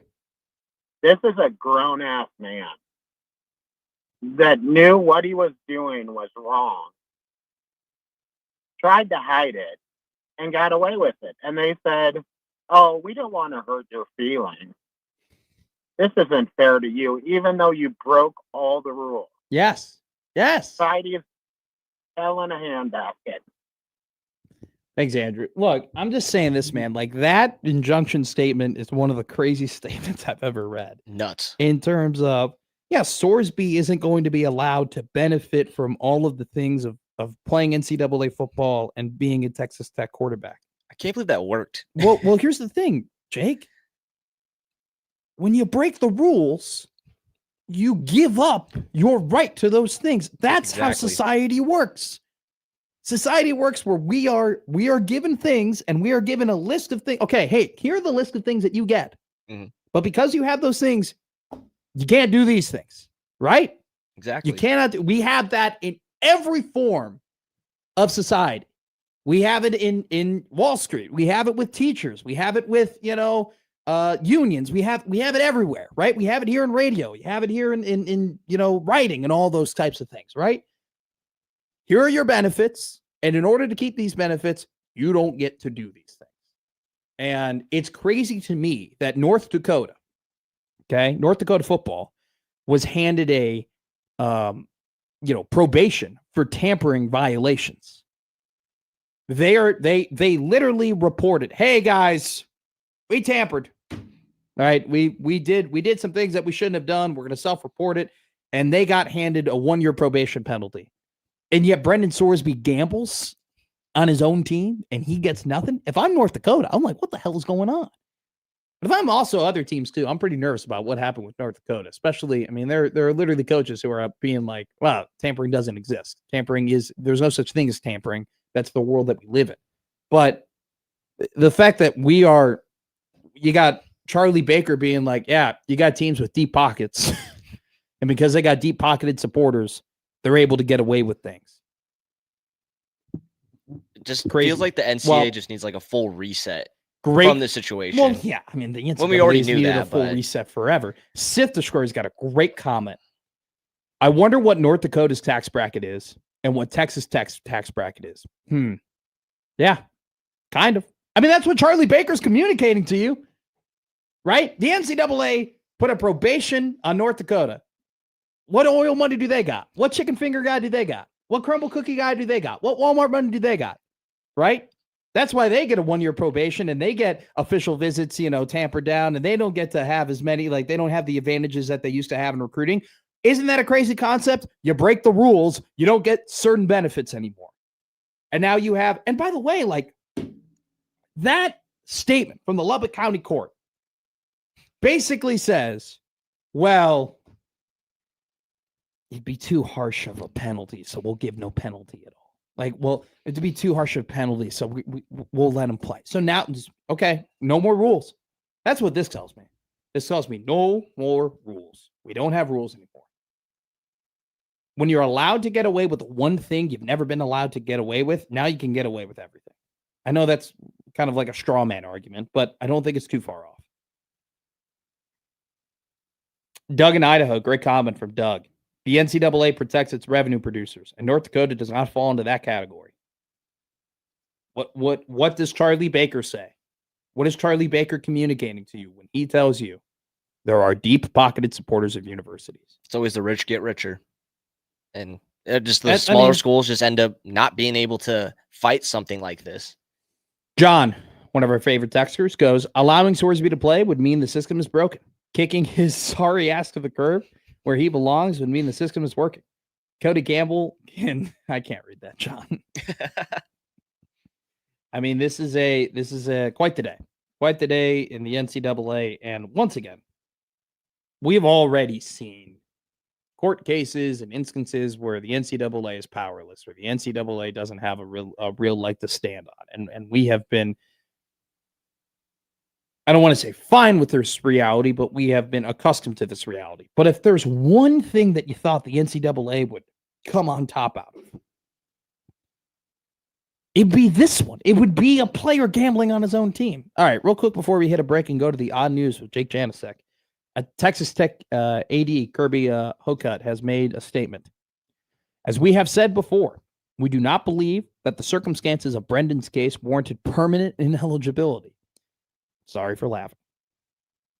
As he returns to our football program, we remain committed to supporting Brendan's recovery and ensuring his compliance with the court's order. A comprehensive support structure, including clinical care, monitoring, and compliance checks, will remain fully in place for the duration of Brendan's time as a student at Texas Tech. I hope the kid gets the help that he needs. We'll put it at that. He should not be allowed to play NCAA football. All right. Odd news, Jake Janasek coming up next here on Middays with Matt.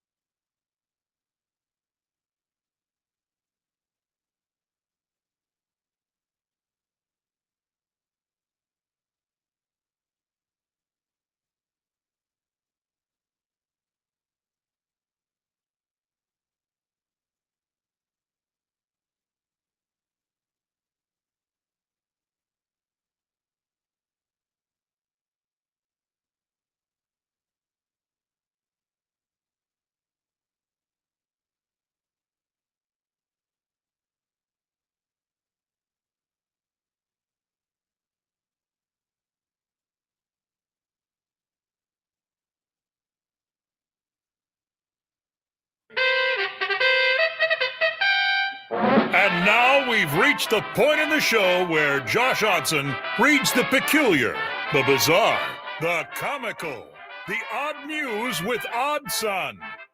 Odd news, Odd Son. See what we did there? The odd news with Oddson. Josh Odson not in studio today. Nope. He is at the Omaha Baseball Village, setting things up 4 days away. Every game of the College World Series. We will talk about the field, that of which we do know. Hey, country road, take me home. West Virginia coming to Omaha.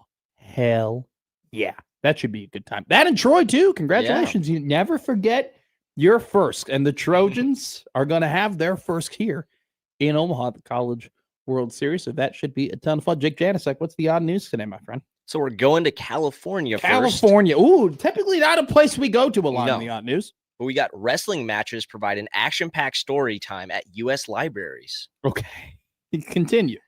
The handwritten sign at Northern California Public Library warned patrons to expect more noise than usual. That warning quickly proved to be an understatement as professional wrestlers, accompanied by booming music, thundered into the reading space and jumped into a ring flanked by row upon rows of bookshelves. Nice. Dozens of children and adults greeted the theatrics with hoots and hollers at the Bencia Public Library in California.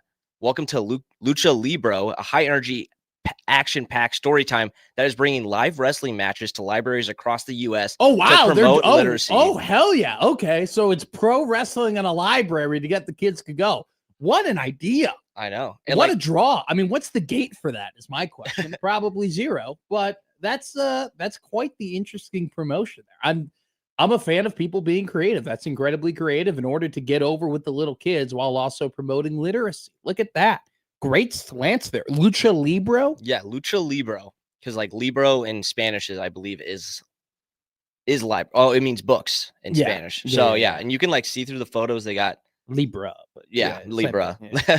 Like so many, like they have a ring outside, a ring inside, just going crazy. Yeah, do a shoot match in the library. Put a guy through like a bunch of bookshelves. Hell yeah. Yeah. Take an axe handle off of like where you rent books. By the way, have you been to the new library over here? I have been to the new library. To 72nd? Yep. Went and checked it out. Where do I park?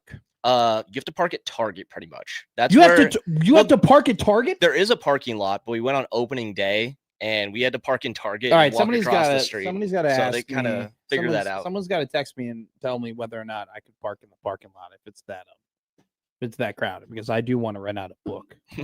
I do. We'll see if do they have comic books there? Do you know? I believe they have comic books. They have like so many different things. I think it's like 3 layers. The top layer is the coolest. They have 3D printers. All right, I'll go. A bunch of stuff. But yeah, it's a cool area. But maybe they have the Last Ronin, the Teenage Mutant Ninja Turtle comic book. I want to pick that up. All right. Second story, Jake Janicek. So we're going to our neighbors up north in Canada, where we have the world's largest game of human foosball played in Ontario. The Ontario Lottery and Gaming Corp celebrated the upcoming FIFA World Cup by organizing the world's largest game of human foosball. The May 23rd event at Humber Lakeshore campus involved 254 participants holding onto giant horizontal poles and attempting to kick a soccer ball into an oversized goal. I hate world records. I hate dumb world records. I hate made-up world records. I hate world records that are just there so you could say you broke a world record. We've established this many times. World records used to be sacred. Yes. They used to be impressive. They used to be, things that like everybody can do and you didn't have to be super creative about. It used to be the oldest person or the longest nails or the longest hair or, the most piercings or stuff like that. Now we got people blowing peas and breaking toothpicks and eating candles and all this stupid crap. And now we have human foosball. Who cares? Who cares? I'm sick and tired of world record stories. What's our third and final odd news story? So we got Australian cockroach kingpin caught with 100,000 illegal insects. Sorry. Can you say that again? Australian what? Australian cockroach kingpin caught with 100,000 illegal insects in record bug bust. So how are you a king? Is he selling the cockroaches he is for money? He is selling them. Who's buying cockroaches? So I guess there's some like regulation on how big of like food you can get for like reptiles. So this guy decided to store 100,000 live cockroaches and to sell them. So he would sell the big Yes, cockroaches the big ones. to the oh, that's interesting. So usually you can only sell in Australia ones that measure between 2 and 3 inches. The ones that he was selling was 5 to 8 Oh my centimeters. god! Yeah. Oh my god! Those are big cockroaches. Yes, they are. So yeah, he ended up getting God. caught because a lot of people would hear a lot of the hissing outside of his house. Yeah. Yeah, probably. And Also, so- too, if my neighbor had all those cockroaches at his place, I would want his ass gone. I've never heard of an easier HOA violation than storing 5 to 8 centimeters, is what you said? Yes, 5 to 8, Cockroaches yep. in your basement. Ugh, yuck, disgusting, gross. No, thank you. That's But, terrible. yes, that's it that's is a disgusting terrible. odd news story. Yes, Jake I Janicek, know. I'm sorry, but see me with my Cheetos and my Diet Coke over here. I'm telling you about eating cockroaches. Eating cockroach. So well, the lizards are eating the cockroach. Yes, the lizards All are right, getting good them. job, Jake. That was Thank a you, very, sir. very nice odd news stories. A nice little plethora of different things we experienced there. World records, cockroaches, and libraries is what we hit. Fun time. All right, coming up next, we are going to have an even more fun time with Evan Bland of the Omaha World Herald. The baseball transfer portal is open. Nebraska baseball is making some moves. We're going to talk to Evan all about that coming up next here on Middays with Matt.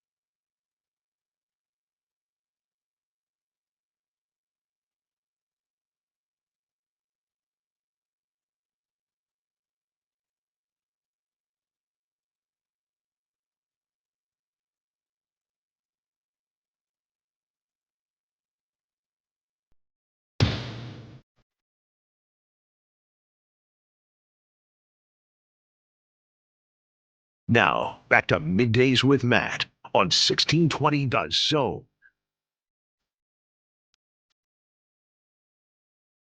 When we talk baseball, we go to this man of the Omaha World Herald. Evan Bland of OWH joins us here on Middays with Matt. Probably not the best intro, considering the fact that I'm not going to ask you a baseball question to start this conversation off, Evan. But I'm assuming this is your first time having a platform to talk about Brendan Sorsby being allowed to play NCAA football, and you are a very well-read man with great opinions. What do you think of the Texas Tech quarterback amid his gambling, probably more than allegations? I mean, there's been a lot that's come out about it. What do you make of him being allowed to play NCAA football? And here I thought you were going to ask me to fix the Cubs. Well, you know what? It was a great game yesterday. They just couldn't hit with guys and runners in scoring position. But now you got Tyone out now, too. He's got a hammy problem. I don't know what the hell's going on. Yeah, that one might take a little longer to fix.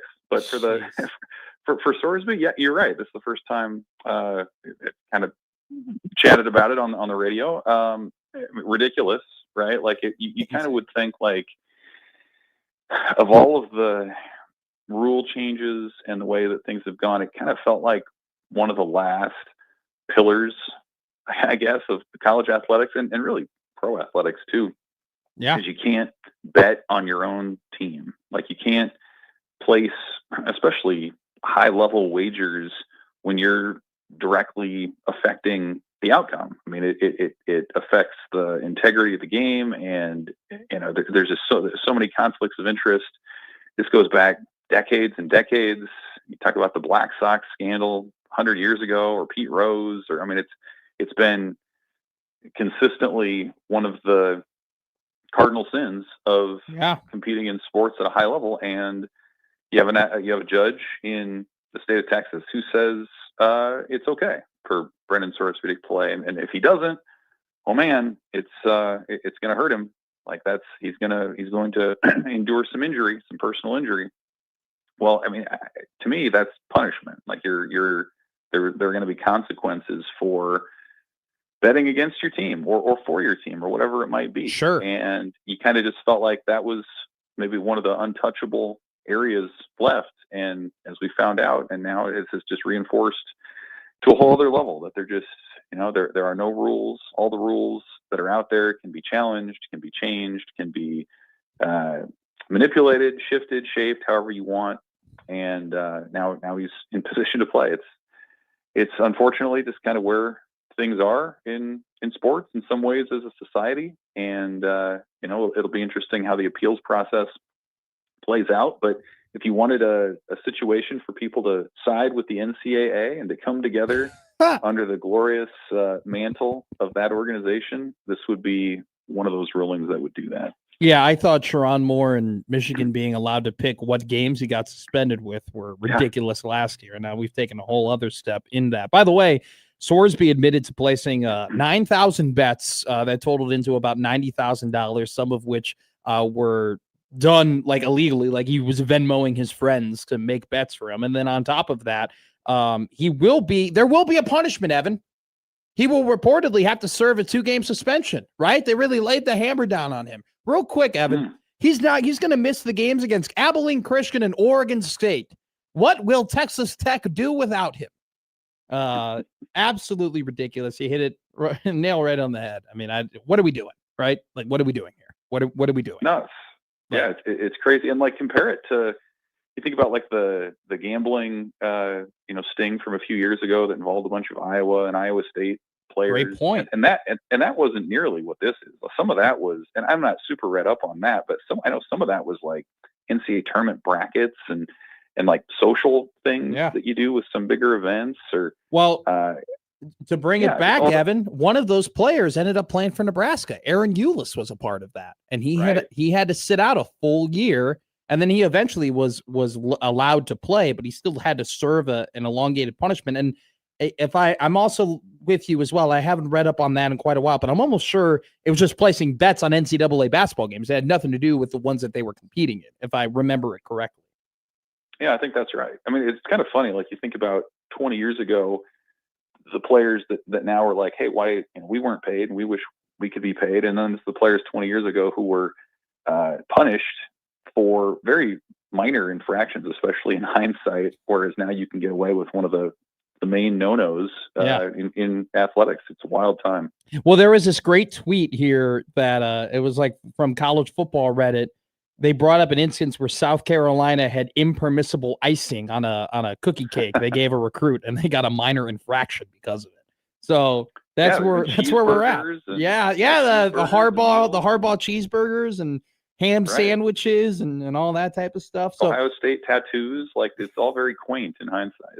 I mean, honestly, this it's quite insane. But let me ask you this. Let's just continue on this topic because I love talking about this. Let's put Evan Bland in the shoes of a Texas Tech Red Raider fan. Let's say that you are a Texas Tech fan. How do you approach today? Are you proud to be a fan? Are you happy of what's happened? Are you celebrating this result? Or if you're a fan of Texas Tech, kind of in your eyes, are you kind of a little hesitant? We're like, hey, I don't love being on this side of history. What do you think this is going to mean for the Texas Tech fan base? I think today, if I'm a Texas Tech fan, I'm going to be pretty quiet about the whole thing. Like, my team got its star quarterback back, so you're feeling good about that. But I mean, truly, like, unless you have no qualms about just the moral, stickiness of betting on your own team, like you're going to be feeling that some. And so, yeah, I think you're probably very conflicted. Hey, by the time you get to August and September and beyond, you'll probably forget about it. You'll move on and say, whatever. Today, you're gonna have to deal with that a little bit more. But yeah, it's a weird spot. Like, it's kind of like when you're watching a sporting event with your team and you disagree with the call, but it goes in your team's favor. You're just kind of like, okay, you nod a little bit. Let's move on. Let's move on quickly. Let's not dwell on this. Right? Like, I think you hope. You kind of wish that this was maybe the final verdict today, and you get through the hand wringing for a few days, and then you get back to rooting for your team and talking CFP seating and all the rest. But it'd be uncomfortable for sure, and that's kind of where we are, right? Like in college athletics, like you love the games, you love the Saturdays, but people don't love talking about the NIL piece or not knowing what players are getting paid or the fact that they are getting paid, and there's just a lot of discomfort that you try to, I guess, wash over or gloss over on those Saturdays when millions of people are watching.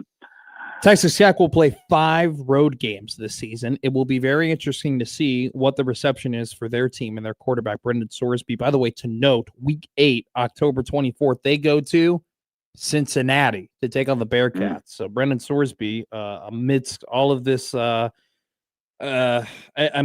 just scandal is the best way of putting it, right? At this point, will be playing NCAA football, and he will have to play his former team with that. So adds another wrinkle to what already is a very interesting college football season. Enough with college football, enough with Brendan Sorsby, enough with all this hoopla. Let's talk about baseball, baby.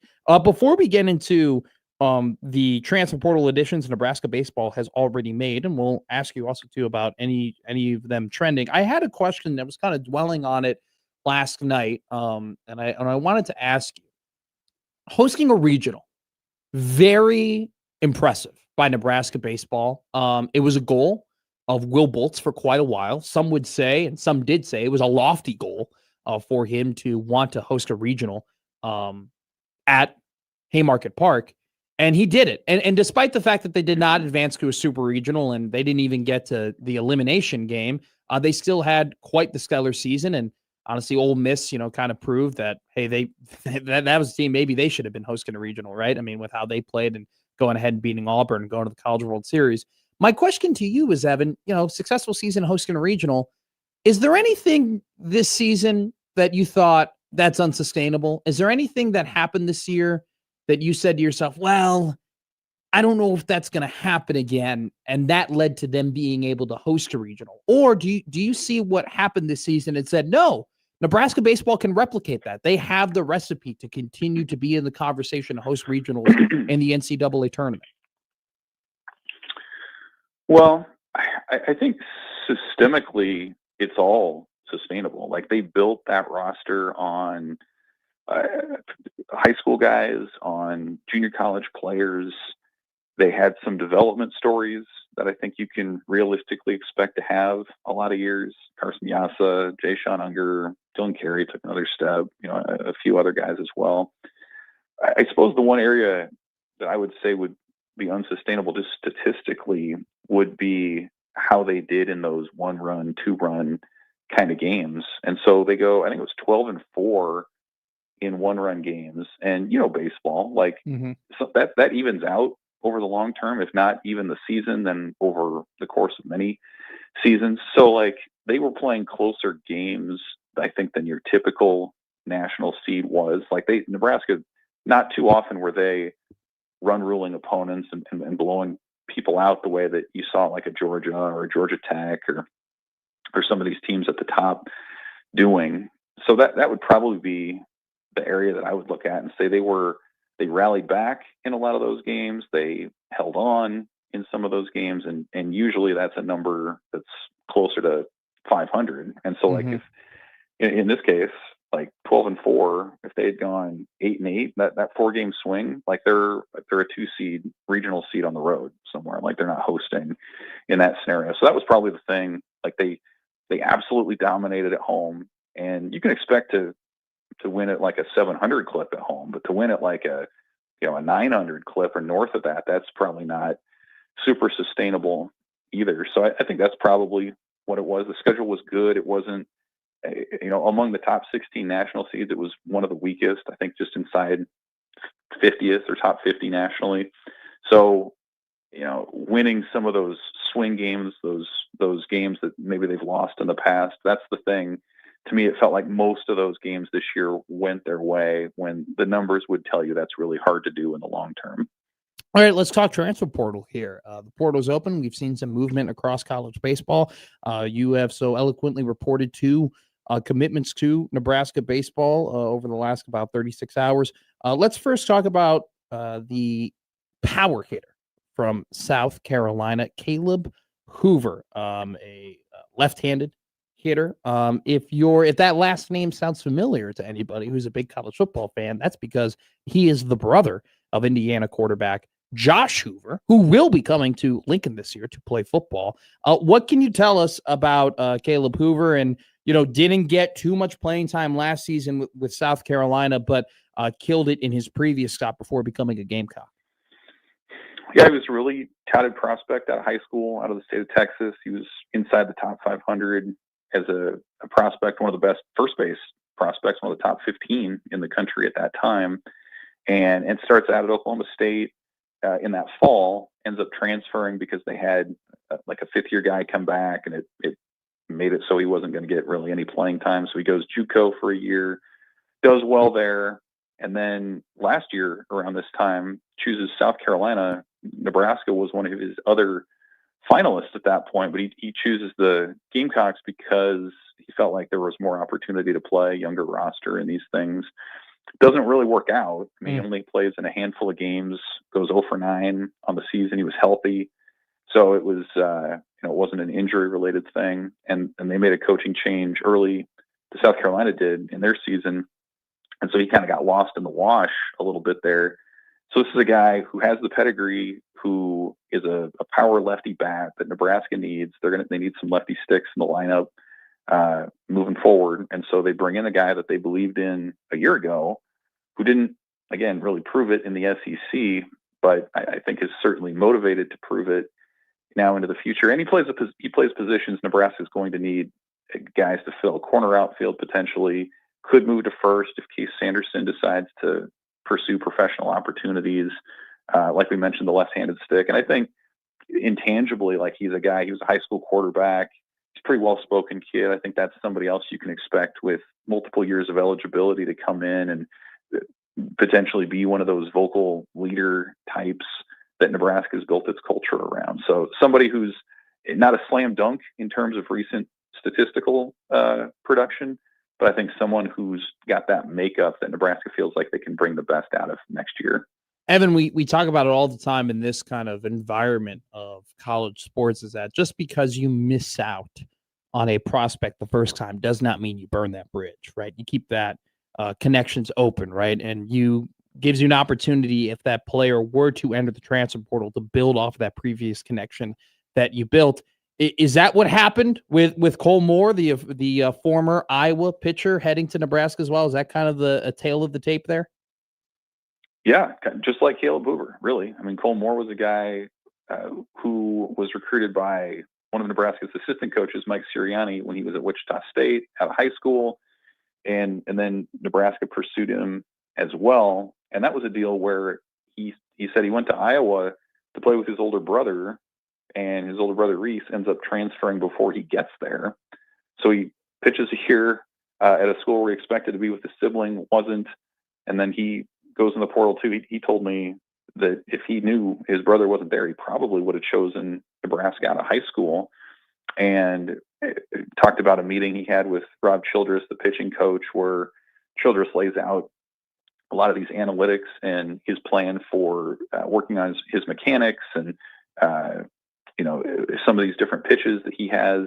And he said it was just mind-boggling to him. He just blew him away about the plan. So he comes to Nebraska. His role's to be determined. Could be a starter. Probably will start off in the bullpen, I would guess. But another person that Nebraska was in on before, Moore did play a decent amount at Iowa. He pitched against Nebraska in that Iowa series in May, got a taste for the crowd and all those things too. So yeah, exactly. Like you see it every year now in multiple sports, like guys that you just miss out on. Keep the lines of communication open, keep tabs on what they're doing, because they're probably going to come back around and there's a chance they end up on your team down the road. All right, I'm not going to ask you specifically who, but what else is on Nebraska's radar when it comes to, you mentioned they need some lefty sticks. Is that in line? Do they need more infielder? Do they need more pitching? What are they kind of looking for? What are some target positions or target needs for Nebraska baseball as this portal continues to roll on? I mean, I think probably the biggest one is you need some left-handed pitching. Like you lost a lot of senior relievers that were that way. Jalen Wardley's gone, Caleb Clark, Grant Clevenger are all multi-year sort of lefty specialist types. And that's an area that Nebraska's pretty light on right now. I would imagine that they'll be finding somebody, even if that somebody doesn't have fantastic stats. Like you just need somebody on that side that you can develop and play matchups with. So I wouldn't be surprised to see them add one or two arms in that regard. And then you keep your eyes open for what's going on. Like obviously if you can find somebody who's a starting caliber pitcher, you bring him in. The one name that's interesting with a previous tie to Nebraska is Joshua Overbeek's younger brother, Josiah Overbeek, who was a freshman at Army this last year. He was one of the more sought after players in the portal. It'll be interesting to see if Nebraska tries to leverage that history and that relationship. And, beyond that, I think you're looking for probably some power at this point.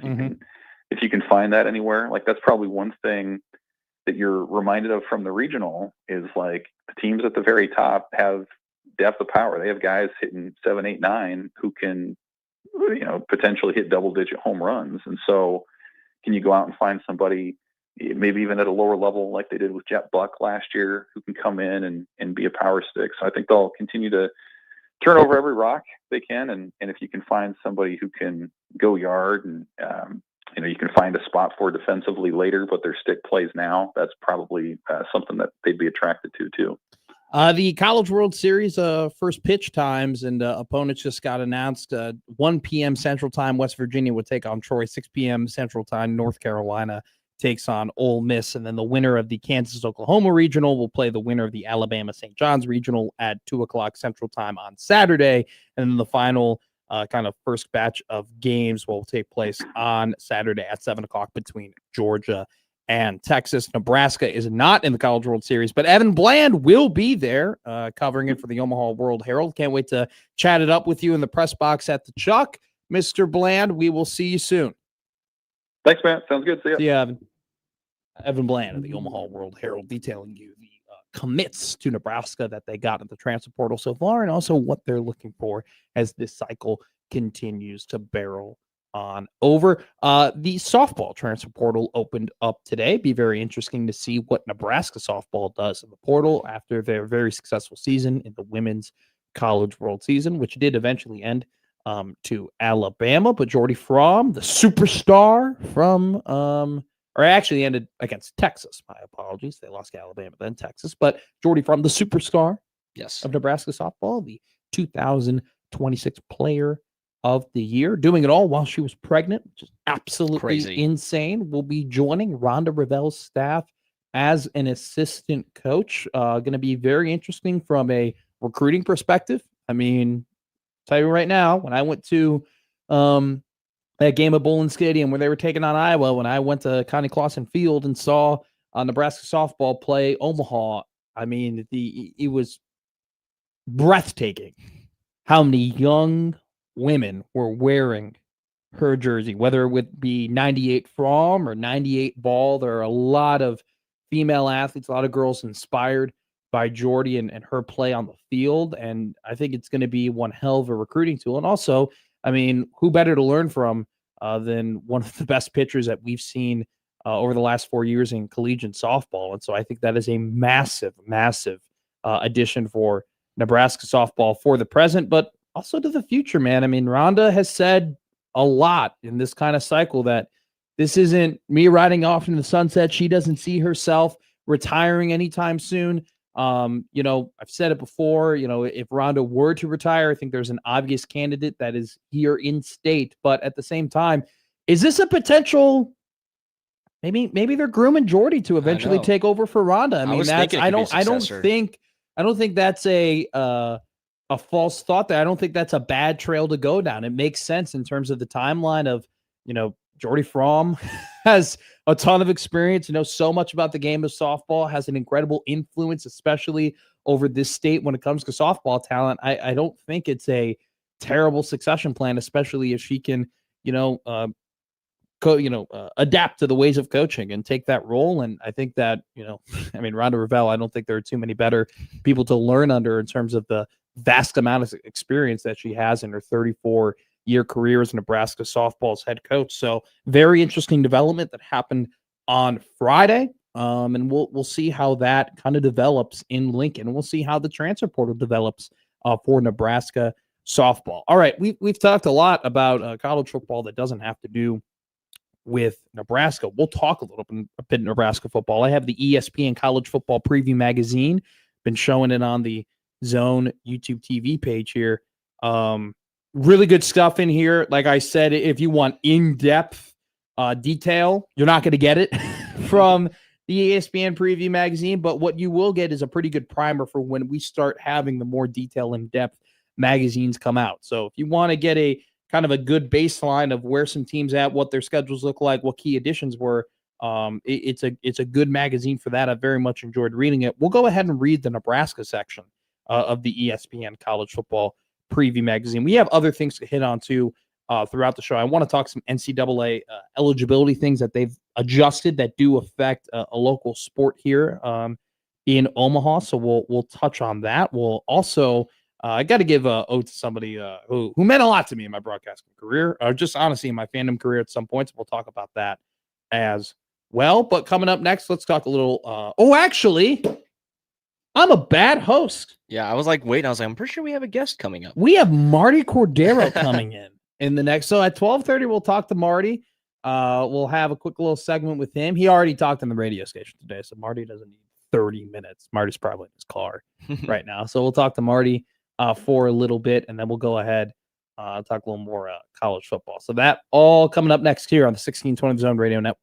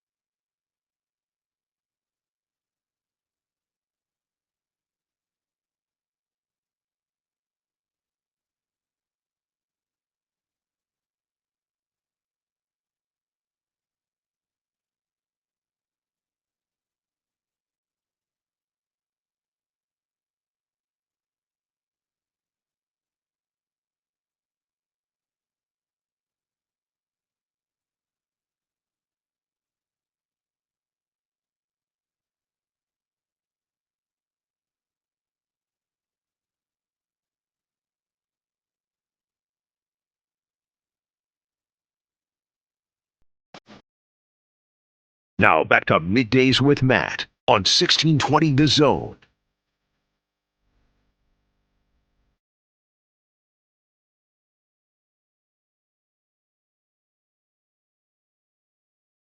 Alrighty, we are waiting on Marty Cordero here on 1620 The Zone Radio Network. Marty Cordero, the president of the Omaha Storm Chasers, will join us to preview some of the promotions that are upcoming at Werner Park. We will be at Werner Park Middays with Matt on Wednesday, 12:05 first pitch as Omaha takes on Vegas. We will be broadcasting from Werner Park. Very excited. First time for me broadcasting from the ballpark, so it should be a very good time. Josh Otson will be back on the ones and twos. It's a classic staple of the Connor Happer Show, so we're very excited to continue the tradition and broadcast with our friends at the Omaha Storm Chasers. Marty Cordero hopefully will be joining us here any minute. Let's talk a little college football here real quick. Let me read this. Let's college go. Football I'm excited for this. Nebraska preview. Going to read it for you here on the ESPN preview magazine. Pretty well written, in my opinion, about the Nebraska Corn Huskers. Nebraska obviously has a tough schedule this year. A lot of people have been talking about it. We'll talk about some of the teams later in the show that they will be playing. But let's read some excerpts from Nebraska's page here. So got to flip here. A lot of M teams in the Big Ten. All right. Let's start on offense because the overview is pretty simple, right? They tell you 3 years into his tenure, Matt Rule has Nebraska back on solid ground, back-to-back 7-win seasons, want to break out for year 4. Dylan Raiola transferred. The defense wasn't as great. They hired a new coordinator. They gave you all that stuff. Let's read the offense and defense specifically. Offense for Nebraska.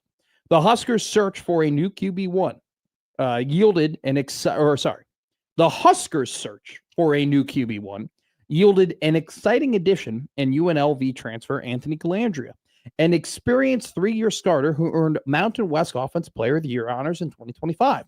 He's working with a quality trio of wide receivers in Ja'Cory Barney, Nazea Hunter, and Quasi Gilmer, and a talented tight end in Luke Lindenmeyer. Don't disagree with any of that.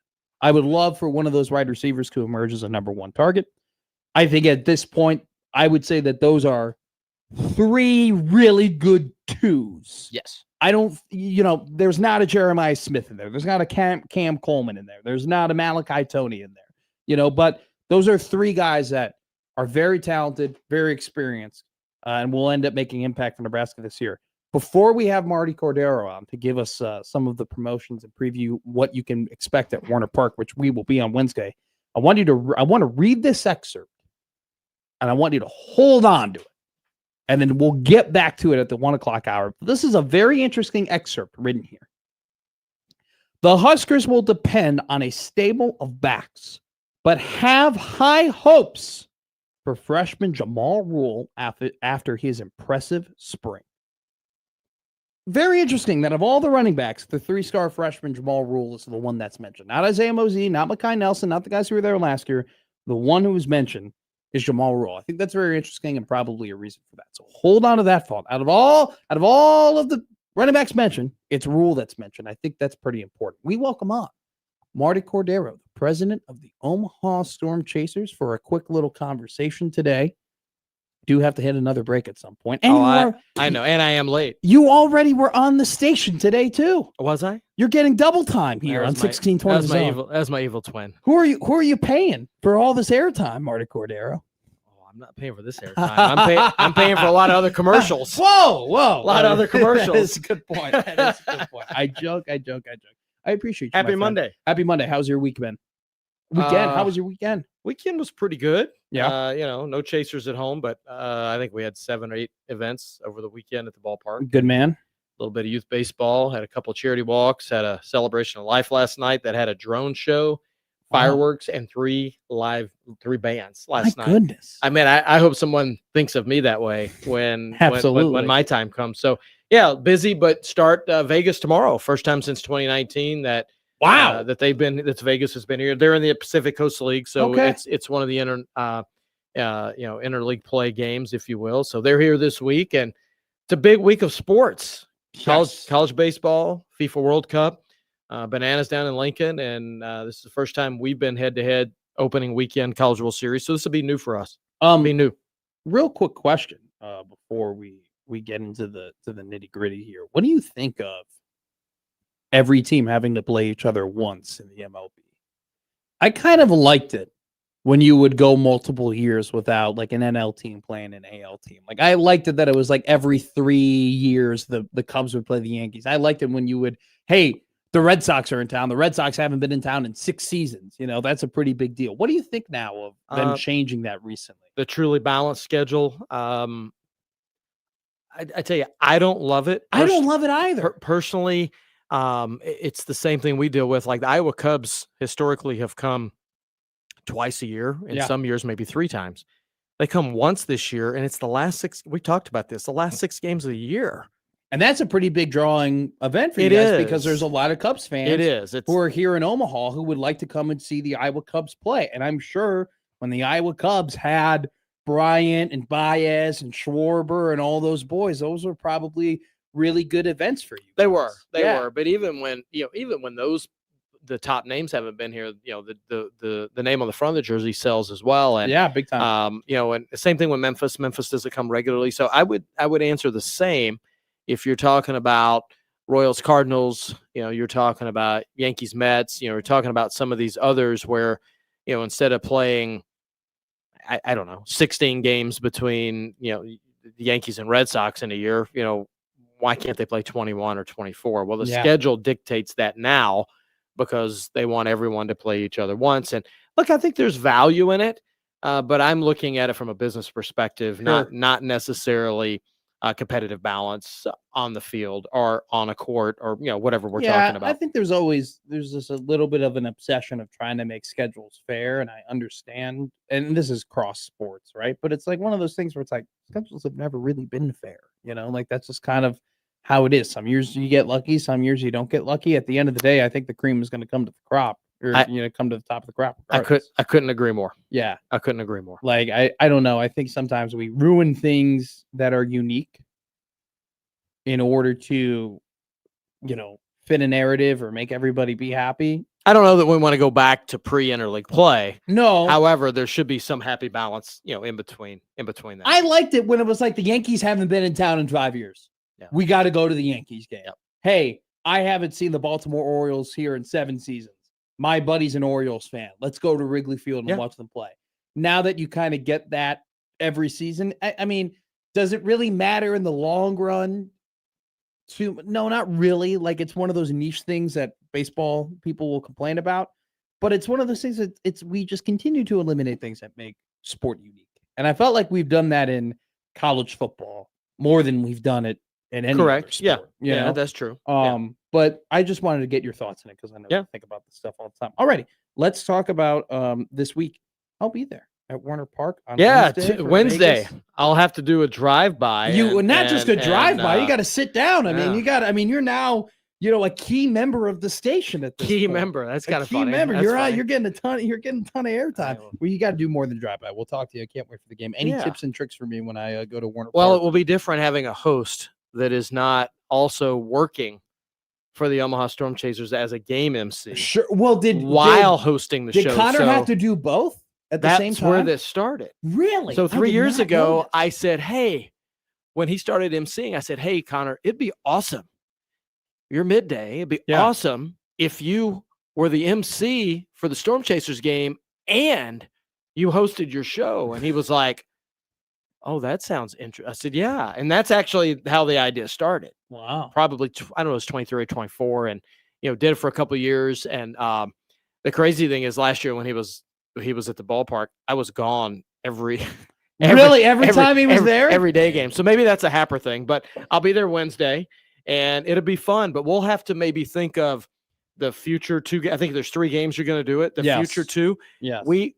We need to get you somehow emceeing the balloon bus. Oh, I would love to. I would love to MC anything. And Josh is already, he's old hat at having to hold down the fort while Connor was running around like a madman. So yeah, that'll be fun. And Vegas is here this week. And that's our lone day game during the week. And it's I wouldn't say business as usual, but we've got $3 Thursday.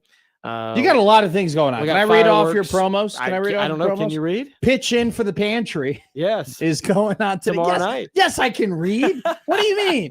Sometimes I stumble on words when the commas aren't in the right place.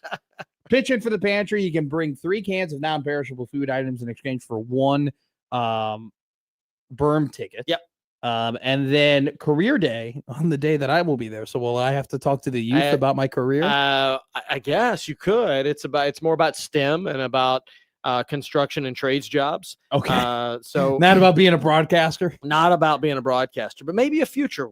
Maybe a future. Maybe a future career day. You got like you said, Thirsty Thursday, $3 beers, and then Friday fireworks. Yeah, Friday fireworks. After our $3 tickets and beer and hot dog night, and then Friday fireworks. And then Saturday is Pop Star Night. Yeah, so you have a Taylor Swift Easter egg there where you put in parentheses, Stormy's version. Yes. Can you explain that? We can't really call it the TS night. Sure. So this is it's is Pop Star Night. Oh, but it's like, okay, and I follow. And it's on the 13th. Yeah. So It all put 2 and 2 together. It all goes together. Put right? 2 and 2 together. Yeah. Stormy's version. Yeah. Very, very. Yeah. Funny enough, isn't Stormy? That's the name of Kardashian's kid, right? And didn't the Kardashians have beef with TS? Isn't that going on? Now you're way out of my lane. Didn't you hear? Did you see that they're auctioning off a chair that TS sat in at the Cleveland Cavaliers game? I'm still out of my lane. Okay, sorry. insane. I'm trying here. All right, you brought some things in here. Yeah. A couple minutes before I let you go. Free Kids Club. Okay. Courtesy of Sarpy Health Department. So for those that haven't yet signed up your 3 to 10-year-olds, it's free. Go to OmahaStormChasers.com. You get a T-shirt. They get a ticket to every Sunday game. They wear their T-shirt. They get to run the bases first. They get free entry into the Centris Family Fun Zone. So want to make sure we point out that the kids club is still available for sign up. And go ahead and show the pink shirt as well. That's oh yes, you got pink shirts and you got blue shirts and you got pink shirts. Coming back next homestand. Oh yes, sorry, we're partnering with Cancer Awareness Night with American Cancer Society. So the first 1,000 fans are going to get a pink Omaha T-shirt. Go ahead, throw that to me here. And, I can hold it up a little bit better. Let you throw that up, and we're working more closely with American Cancer Society because they work so well with a lot of the sports teams here in town. So this is a great night to bring awareness to those that are fighting and continue to fight. As well as those that unfortunately we've lost to cancer. And it's an important night. I recently found out that a friend of mine has stage 4 lung cancer. So, it impacts all of us to some degree.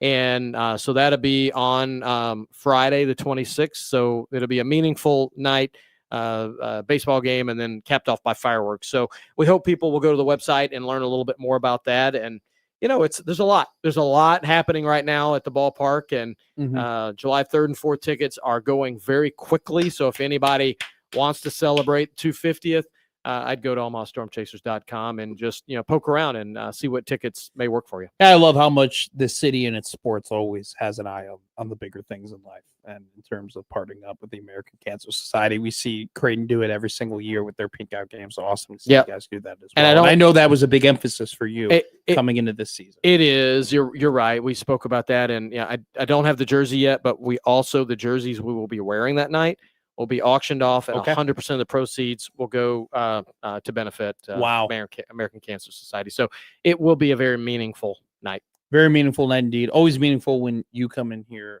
Especially when I'm on time. So Well, you're good. You're fine. Yeah. You're okay. We still got you for a good 11 minutes. I apologize. Well, the game starts at 05, right? So. Marty, you don't have to apologize. You never have to say I'm sorry to me. I appreciate you greatly. So what's our club gonna do? They're gonna go on another 10-game winning streak, or we're gonna be back? Yesterday was a tough one. That was a tough loss. It was for Assad to go out there and pitch the way that he did, and for you not to capitalize, especially with runners in scoring position. It just seemed like they were getting guys on base, and they had the prime opportunity inning after inning, while Assad was. He was carving them. He had like 70 pitches. I actually watched some of that game. I actually watched some baseball. Well, you know what? I'll say this.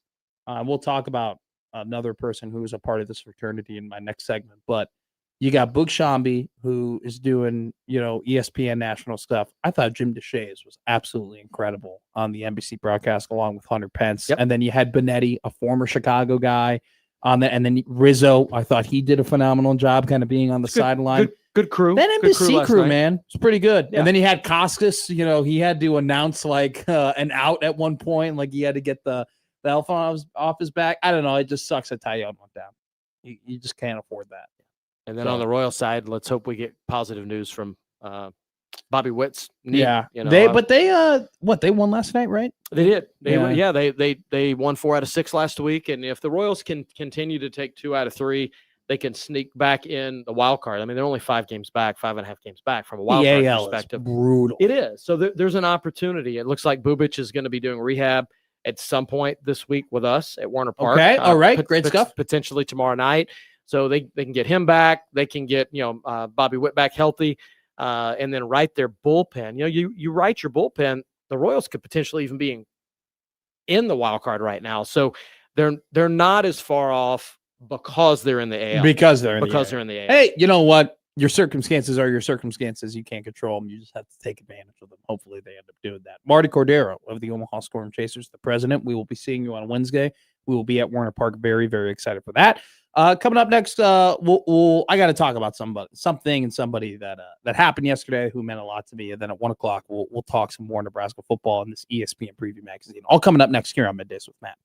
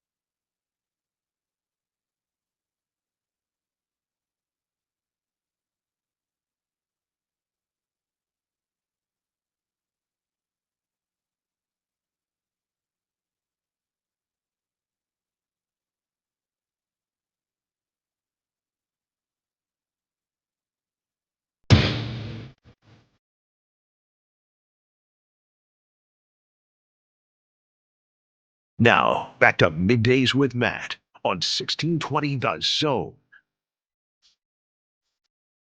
Alrighty, real quick. I'll talk about something little personal that happened yesterday. As everyone knows, grew up in the Chicagoland area. I have to be specific about that, Skokie, Illinois. Grew up a big Bulls fan, massive Bulls fan. And yesterday, it was announced that the color commentator, three-time NBA champion, eight-time NBA veteran, 8-year NBA veteran, Stacey King, passed away. Stacey King was the color commentator for the Chicago Bulls as long as I could possibly remember. Every story, and it was beautiful to see on Twitter yesterday, just all of the different anecdotes and just people talking about their Stacey King stories and just how incredible of a human and how positive a man he was. And I cannot stress to you how much of an impact he made on my fandom as a Bulls fan and on the fandoms of so many kids my age. I grew up in a time of Chicago Bulls basketball where I was only ever told how great things used to be, right? And there, outside of Derrick Rose, where there weren't a lot of things that you could hang your hat on and that you could really be excited about when it came to Chicago Bulls basketball. But whether it was with Neil Funk or whether it was with Adam Amin, Stacey King made Chicago Bulls games so enjoyable, so incredible. And, I'm just thinking of all the different catchphrases in my head. Jimmy G buckets. The G stands for gets. Did you not get the memo? I want to go higher. Where's my poster machine? Kyle Korver. Someone give me the hot sauce. Right. I mean, Stacey King was not only a staple of Chicago Bulls basketball, but a pillar of Chicago sports. And I hope that in some capacity, the Chicago Bulls end up honoring him with his name in the rafters, whether it be, just having his name up there, retiring him as an announcer like we've seen other associations do in the past. A tragic loss for the Chicago Bulls and also just the Chicago sports community. And so I want to give my thoughts, my prayers, my condolences to him and his family, the Chicago Bulls family, and all the broadcasters who announced with Stacey and were lucky enough to have a friendship with Stacey. I cannot describe to you, like, not only did he make it easier to be a Chicago Bulls fan, but he was something, his excitement, his energy made, it was kind of something for me to strive to be as a broadcaster. And not only did he inspire just fans to be fans, but definitely a piece of my broadcasting career and a piece of my broadcasting style, I think definitely lies within listening to him night in and night out and Chicago Bulls games. So a tragic loss for the basketball community, and just want to put that out there and send my thoughts and prayers to him and his family. All right, we'll take a break here and we'll talk some Nebraska football and just Big Ten football in general coming up next here on Middays with Matt.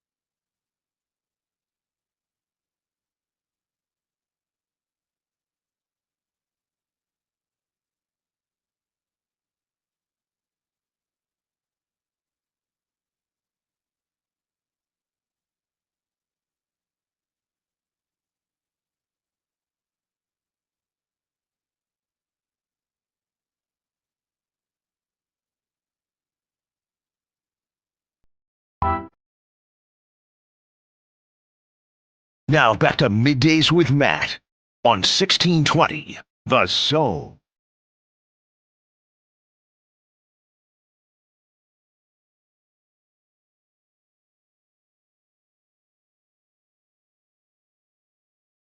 It is Matt here on 1620 The Zone Radio Network. We want to let you know that Middays with Matt is going to be at Warner Park this Wednesday, June 10th, during the Storm Chasers game. Storm Chasers take on the Las Vegas Aviators at 12:05. You can also listen to the action on 1290 Coil, just like Marty Cordero, who just joined us a couple of minutes ago, said it would be the first time since 2019 that the Vegas Aviators will be in town in Omaha. So you can come and join us in on the action. 12:05 will be there. Myself and Josh Hodson, Jake Janicek will also be on the ones and twos back here at our studios here on Dodge Street in Omaha. This week's Zone Half Off deal is with Stories Coffee.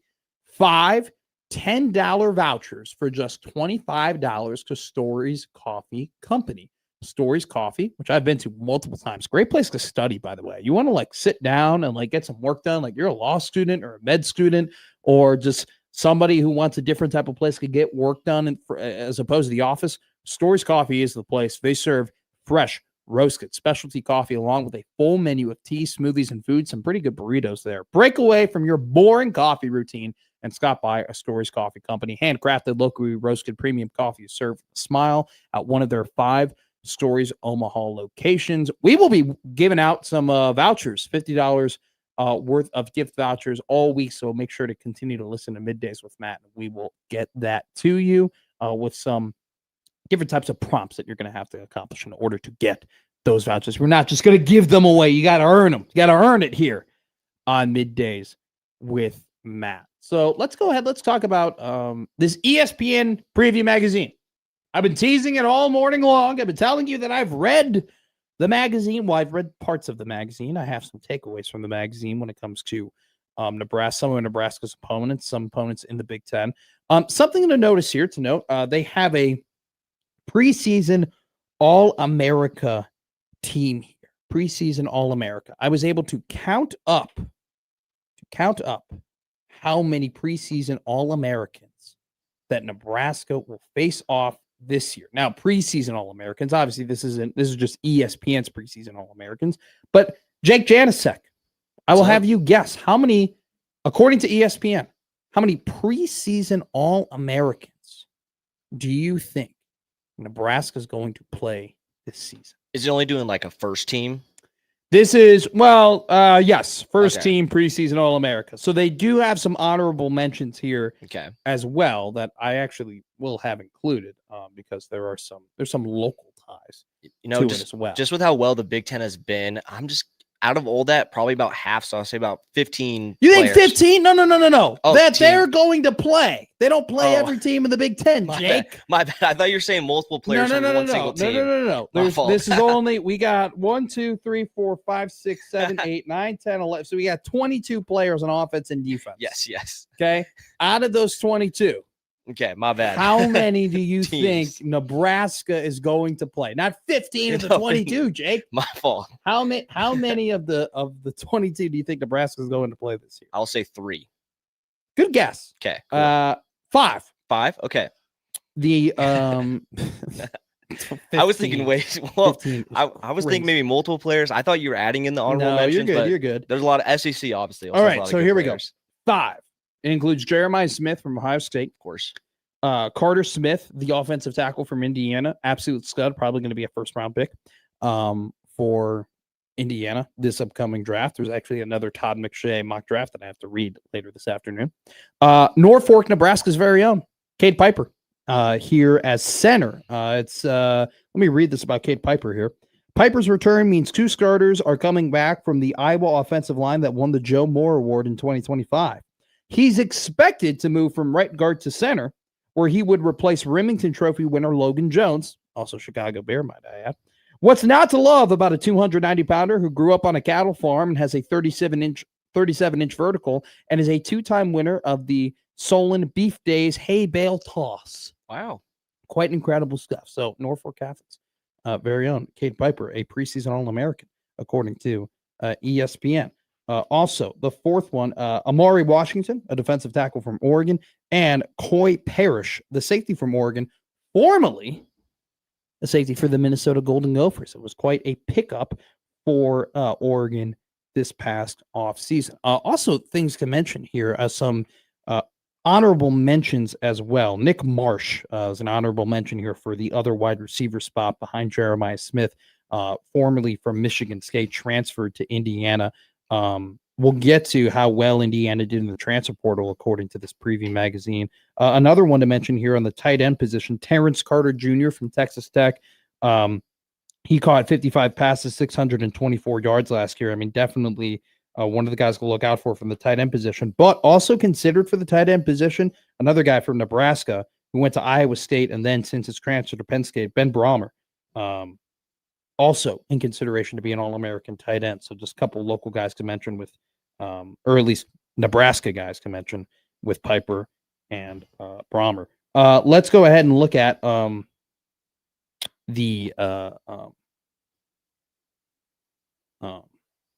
and by the way, Bramer. I apologize. I always say Bramer. Who won the transfer portal? Winners of the portal, according to ESPN. 25 teams. 25 different teams here. For winners? Wow. For winners in the portal. They just ranked their top 25 portal classes. I will say, I like what Nebraska got in the portal. I do. I think they did very well with Owen Chambliss. I like the other linebacker they got in Foster. I think that Quasi Gilmer is going to be a very interesting addition in that wide receiver room. I think that wide receiver room is loaded, especially if they can end up getting more talented through the 2027 recruiting class. Matthew Gregory, not officially committed yet to Nebraska, but definitely trending in the right direction, according to multiple sources. They're also going to add Tay Ellis, the Millard South product, to that room as well next season. So a wide receiver room that's already really talented, potentially getting more talented from Nebraska. I like what they did with Gilmer. I like Brendan Black. I like Tree Babalade. I like Paul Mubanga. I like the guys that they added on the offensive line. Did they make the splashy additions on the defensive line? No, they did not. Anthony Jones, the traveling man, but like Michael Severe said multiple times, when you're looking for a type of guy coming off the edge, he fits the body type for the 4.25. Hearing a lot of really good things about Jashir Winnington. I know that people look at his height and weight and get a little bit panicked, right? It gets a little panicked when you see that, he's 6'1". He's not, a massive when it comes to the weight, but there's a reason why that guy was able to play at Pitt, but didn't necessarily make that like big David Bailey play that some people in fairy tale world wanted them to make. But the fact that they weren't on the top 25, not that I disagree with them not being in the top 25, but after everything that was made about them having more money than ever to spend and, all of that stuff, the fact that they weren't able to crack the top 25 definitely is slightly disappointing. I will say that. Now, we look back to last year's transfer portal rankings. Florida State was ranked pretty high. LSU was ranked pretty high. There were teams that we, held in very high regard in terms of the transfer portal rankings that ended up not panning out very well. So as we've come to learn, star ratings aren't always the end all be all. Transfer portal rankings definitely aren't necessarily the end all be all either. You can it's what you make of it. It's how you develop it. So, but still, for Nebraska to not be ranked in the top 25 in terms of the transfer portal, according to ESPN, after everything that was made of what they had in terms of resources and how important it was to get their resources, it is slightly disappointing, but transfer portal rankings do not win football games. Good football wins football, especially games. Preseason ones. So we will see. Let's talk about some of the things that were written about Nebraska in this ESPN article. We talked about, before Marty Cordero joined us, a lot was made about the Mountain West Offensive Player of the Year, Anthony Calandria, joining the group. A lot was made about the wide receiver room. Super talented. Ja'Cory Barney Jr., contributor from last year. Isaiah Hunter did more than just flash on the field for the Huskers. And the Quasi Gilmer, a guy that a lot of people that I trust in the industry, one of them being Tim Verghese, very, very high on heading into Lincoln. Interesting little tidbit, though. Like, I don't know about this magazine specifically, But other magazines, they talk to people in the athletic department.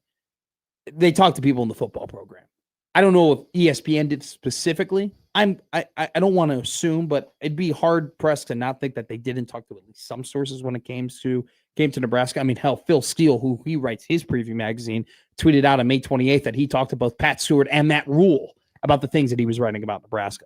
Very interesting to me that Jamal Rule was mentioned as a guy who was very impressive in spring and who could end up cracking or maybe even being the starting running back for Nebraska football. I mean, there's different guys you could have written. You could have said Isaiah Mosey is a former wide receiver who is, getting comfortable in being a running back and has added really good weight and brings in some versatility at the running back group. You could say, Mekhi Nelson was Emmett Johnson's backup last season. He's ready to take the mantle and to be the guy who steps up and be the starting running back this season. The fact that Jamal Rule was specifically honed in on, and it's not like, too, that Jamal Rule is this gaudy blue chip 5-star prospect. Jamal Rule's a 3-star guy, right? It's not like he's Kawan Lacey or he's trying to think of another highly talented Nate Frazier who's playing at Georgia. It's not like he's one of those guys where it's like, whoa.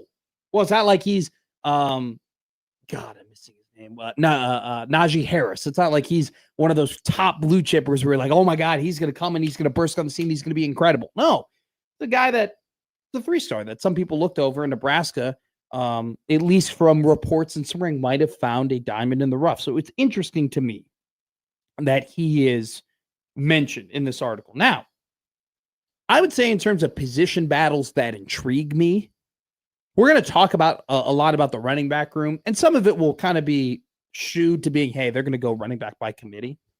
Not the most interesting position battle to me heading into this fall season. I would say one position battle I'm very interested in because it's kind of a loser goes home, loser leaves town type of position battle is the second quarterback battle, is the backup battle. Dylan Raiola started every game for Nebraska 2 seasons ago. I forget the stat. Gary was great at it. I think he was the one who was really tracking it. But it was the first time in like over a decade that Nebraska had a starting quarterback start every single game, right? I mean, going down the line, like since I've been here, right? You had Luke McCaffrey and Adrian Martinez. You had Logan Smothers who had to play a couple of games. You had Chubba Purdy who had to play a couple of games. You had Heinrich Harburg who had to play a lot of games. You had like just Nebraska until Dylan did it 2 seasons ago, just hasn't been able to go through an entire season with just having one quarterback. And, additionally, last season, Dylan got hurt and then TJ Lateef had to come in. So to me, the quarterback battle, just based on history, right? Just based on Husker football history, who the backup quarterback is typically ends up being pretty important. Typically ends up being a guy that's got to go onto the football field. I'll be very interested to see what happens between TJ Lateef and Danny Kaelin. There's videos of Lateef, and some people are very high on Lateef. There's whispers that, hey, Danny Kaelin, he's improved. These are 2 guys that have played Power 4 football. Kaelin had to play with Virginia last year. Obviously, we know that TJ Lateef had to make some starts when Dylan Raiola got hurt. But if you're looking at it from like a future perspective, we don't know what's going to happen with the eligibility, right? At this point, all we've been told is 5 for 5 is coming. It hasn't officially gone through yet. But if that were to be the case, Anthony Calandria would have another year of eligibility. Then you have Trey Taylor coming in 2027. The 4-star, who very well could end up being a 5-star for Nebraska in the 2027 recruiting class. You have him coming in. You create a log jam here if those 2 guys stay, right? Guys, you can't play 4 quarterbacks at once, all right? Only one of these guys are getting the job. And so to me, it's very intriguing. Whoever wins this backup quarterback battle essentially is telling the other one, hey, we probably don't have room for you here, right? So whoever loses the QB battle, to me, is a prime target to end up transferring and going elsewhere. Just because you look from a numbers perspective, it's a lot of talent in that room. And it's not as if like we're talking about elite 11 quarterbacks in TJ Lateef and Danny Kalen. We ain't talking about scrubs. We ain't talking about guys who are, aren't highly touted prospects. Both these guys are legitimate quarterback or were legitimate quarterback prospects coming out of high school. So to me, this is very intriguing because the guy who loses it'd be very hard for me to see them end up playing or end up starting or end up winning a job here at Nebraska. So that's very interesting. And another interesting battle to me too. Danny Odom versus Jeremiah Charles for the second quarterback or cornerback position. I think overall, right, what happens on the defensive line and whether or not Orich is able to get that unit along with the other assistant coaches, Corey Brown and Rory Manning, right? It's going to be very interesting if them collectively can get that unit playing at a very high level. But if we're just talking battle specifically, I mean, talking to people and understanding and knowing his recruitment, Jeremiah Charles was recruited to Nebraska after one season of playing football. Okay. He wasn't necessarily a guy that was recruited because he was this phenomenal football player and he had all these gaudy stats in Texas. He had 23 catches in high school before he ended up coming to Nebraska. The reason why this guy was recruited is because he's an athlete. I mean, he can jump out of the gym. He was a triple jumper in high school who damn near triple jumped 50 feet. Okay. They saw him play basketball and they were like, whoa, this guy can jump out of the gym. This is a dude, and on Adam Brenneman's interview that he did with Matt Rule talked about at Baylor that they would recruit guys from Texas, not because they were great football players, because they were great athletes. And then he would teach them how to play football. Jeremiah Charles is one of those guys. Jeremiah Charles is one of the guys where he only played one season of high school in Texas, but he was recruited off of the basis of, holy crap, this guy is an insane athlete. And so you finally, and he came on, he played a little in that USC game and it didn't look the best, but he's now had a couple of years under him where he's developed and he's been at practice and he's stuck with the process. Now he's had some different cornerback coaches, right? Evan Cooper, John Butler, now Addison Williams. That he's a guy who it seems like they're very excited about him and he's honing in on his athleticism and figuring it out. He's going to be competing against a guy in Danny Odom where that ain't the case. This ain't a guy who just started playing football, right? This is a dude who, according to some publications, was a 5-star prospect, all right? He was a high school All-American. He played in the Navy All-American game. He is a dude who, at a very high level in Florida high school football was at the top of the mountain in terms of competition and just athletes and just how he performed. And so I think there's a very interesting contrast between you have a blue chip cornerback in Danny Odom who's going to walk onto campus with the hope of playing right away, and he's going up against a guy who wasn't a blue chip high school football product, but who's been in the system, who's been with Nebraska for multiple years. It's kind of a clash of styles in a way. Here comes your high school blue chipper who you knew knows how to play football, who knows what he's doing, who's, you recruited him because you're like, that's what it looks like. Compared to Jeremiah Charles, who only played one season of high school football, and you've had to teach how to play the cornerback position, but is an incredible athlete.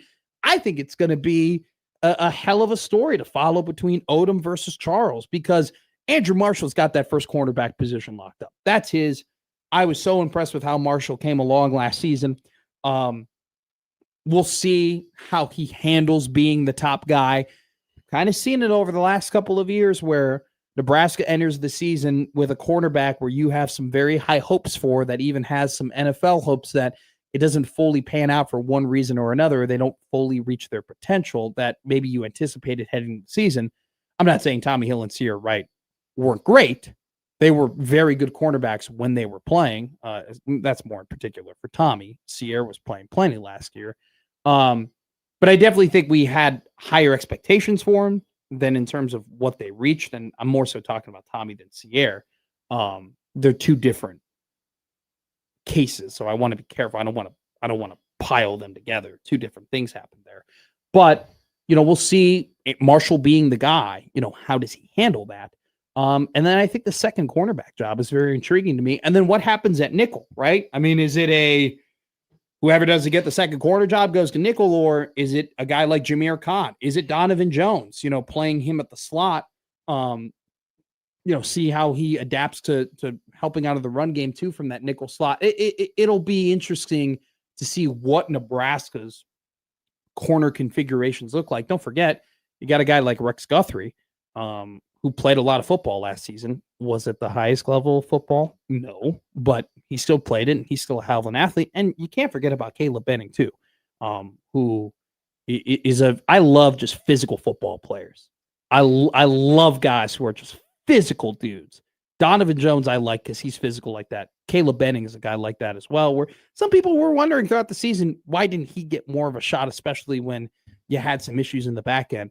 We'll see what happens with new coaching, with a new system, what happens there. It'll be I think that, I think we kind of ignore the secondary a little bit because there are other problems up front. You got to see how the linebackers pan out. You want to see how the D line develops. And that was a big issue. Does that get solved through player development? I think sometimes we forget about the back end because it's not as big of a problem. It's really not a problem at all in comparison to the rest of the roster, but you still have a lot of very, very talented guys. You got a really good coach in Addison Williams. You have a new system. It's something that I'll be honed in on because, you need something to fall back on, right? You need something to be like, all right, maybe our D-line isn't the best and maybe it's inconsistent, but we can count in and week out, this unit is going to perform. I think the secondary could be a prime candidate for that. It'll be interesting to see how the pieces of the puzzle fall together. A couple interesting little tidbits here. Reading this ESPN preview magazine. Of course, there might be people who roll their eyes. Red Northwestern's preview. Holy crap. Do they have a tough schedule? I thought Nebraska's schedule was bad. Listen to what Northwestern has. Versus South Dakota State. Versus Colorado. At Indiana. Versus Penn State. Versus Ball State. At Michigan State. Versus Rutgers. At Oregon. At home for Iowa. At Ohio State. At Minnesota. Versus Illinois. They got to play Oregon, Iowa, Penn State, Indiana, Ohio State, and Illinois. And they got to go on the road for Minnesota. I think that this Northwestern team will probably be the best Northwestern team David Braun has had. They might end up with his third worst record, which, fun fact, by the way, David Braun and Matt Rule, both 19-19 as their tenures at Big Ten schools. Braun, the head coach at Northwestern. By the way, people forget, Tiny Baby Neuheisel and Chip Kelly, both on the coaching staff for Northwestern this year. What a fall from grace for Chip Kelly. Ohio State offensive coordinator getting paid way too much money to be the OC at Las Vegas, and now an offensive coordinator at Northwestern. Ohio State, not very worried about all of the guys that they lost. They're going to be reloaded. Here's a great quote. This just kind of sums it all up. Despite losing several stars to the draft, the Buckeyes firmly remain a title contender. Yes, we are in a day and age where it's hard to stockpile talent as easy as it was in the past for some of these schools. Definitely, though, not a complete problem that Ohio State is having. Ryan Day, by the way, 82-12. Dang. That's good. It's incredible to me that we were having will he keep his job conversations a couple of years ago. I did say about this coach that he was entering James Franklin territory. Let me back off on it. I think there are levels to you are winning, but you're not winning the big one.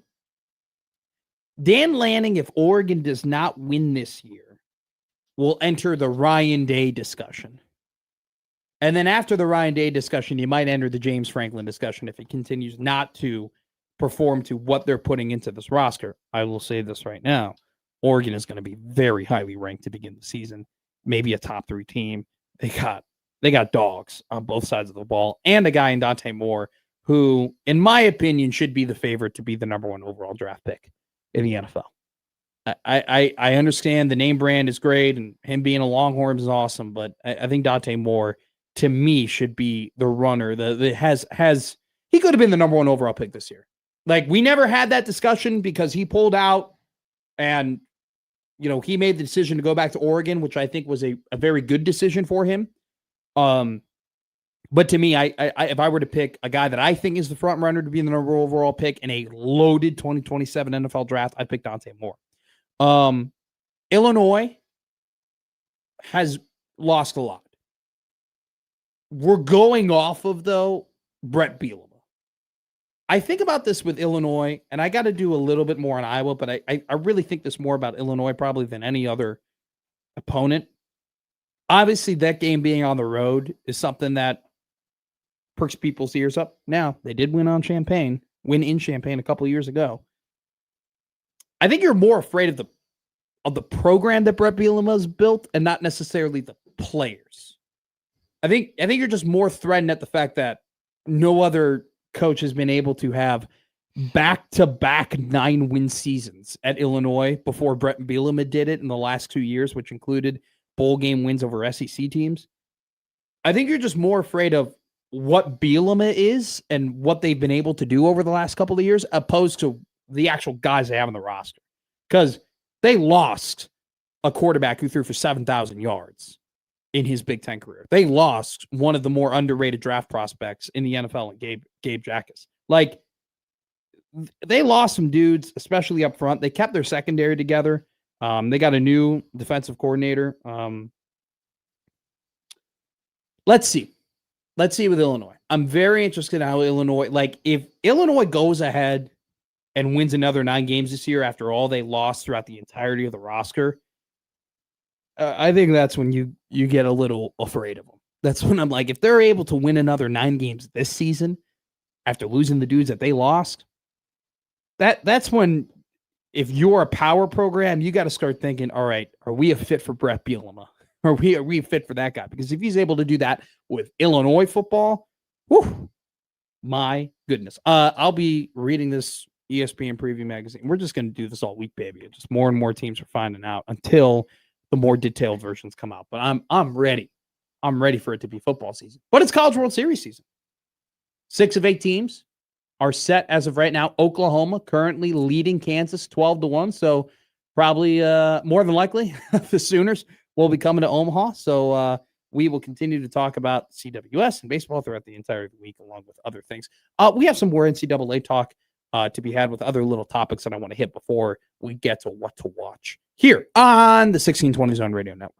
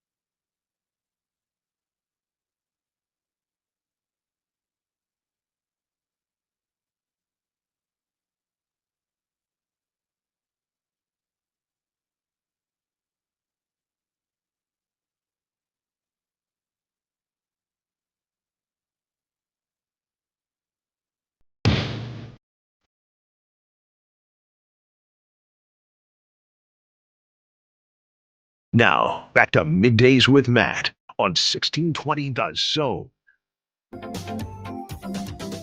All right, real quick. I have to do like housekeeping here, and then I have to address something. First off, we want to let you know about the Zone Road Trip online contest. Enter online at 1620thezone.com to get 4 tickets to the KC Royals versus Detroit Tigers on August 23rd inside the Blue Moon Tap Room and free parking pass. 4 passes to Adventureland, $100 to Early Bird, 10 and Wally's for a year, and $100 Hy-Vee gift card. Are you kidding me? Ooh. 4 tickets to the Royals and parking passes and Adventureline passes and $100 to a great restaurant at Early Bird and 10 and Wally's incredible ice cream for a whole year plus a $100 Hy-Vee gift card. Doesn't get much better than that, folks. Enter online at 1620thezone.com. All right. So I have to read this comment here on the Screen Guard. And I have to address something, especially if you're someone who frequents the Zone Twitter feed, which is powered by Liquid Trucking quite often. Theo says, do a bit where McMaster tries to hit a circle change at Smash Park. There is a video currently on Twitter going around of the boys, myself, Joey Colbert, Mike Schaefer, and Josh Hodson at a batting cage. And I swing and miss, and I foul a ball off my foot. Ooh. Tough. I want to make it very apparent to everybody. We did like 4 rounds of batting practice, and I hit some nukes, okay? I hit some absolute bombs. And I don't know why we decided to pick the clips in where I was swinging and missing. I was not a part of the production crew. I did not get Final Cut. I probably should negotiate to get Final Cut the next time that we go ahead and do something like that. I don't want to be that guy with a big ego or everything like that, but I hit balls out of the park. Like I hit multiple home runs, and we use the clips of me failing. I'm not a big fan of that, and everybody on Twitter is letting me know about my quote-unquote lack of athleticism. I'm an athlete, all right? It's like I'm King Joffrey saying I am the king. I am an athlete, okay? So I was a little, I don't know who edited the video, but I just want to make it very, and I'm not mad at that person. I'm not going to, whatever, but I'm just telling people there were other clips of me hitting the ball very far. There was also other clips of everybody hitting the ball. Well, except for Joey Colbert. He didn't hit the ball. Anyway, I'm just joking with Joey. Okay, so everyone has been, I don't want to say everybody's been talking about, but the whole new eligibility rule, right? 5 and 5. And basically, the new eligibility rule was going to say, hey, you get 5 years to play 5 seasons. And a key part of the fine print was the eligibility would have started at high school graduation or age 18, whatever came first, right? And for baseball, for basketball, for football, for a lot of the more televised and standardized and popular sports is the best way of putting it, lack of a better term, maybe. That doesn't really matter, right? Like, in baseball, play travel ball, then you play high school ball, graduate high school, you go to college, or you go to the MLB draft. Basketball, same thing. Play travel ball, play AAU ball, you play high school ball, you go to college. Same thing with football. You play grade school ball, high school ball, then you go to college. That's not the case for hockey, okay? Hockey, very rarely, and in Minnesota high school hockey is the king of this. You'll have former NHL players who played Minnesota high school hockey. But really, other than that, and some exceptions, you don't go travel to high school to college. You go AAA hockey, right? Then you go to prep. Then you go to junior. You might go to a prep school, right? You might go to Shattuck St. Mary's. Or you might go to Culver. You might go to one of those schools.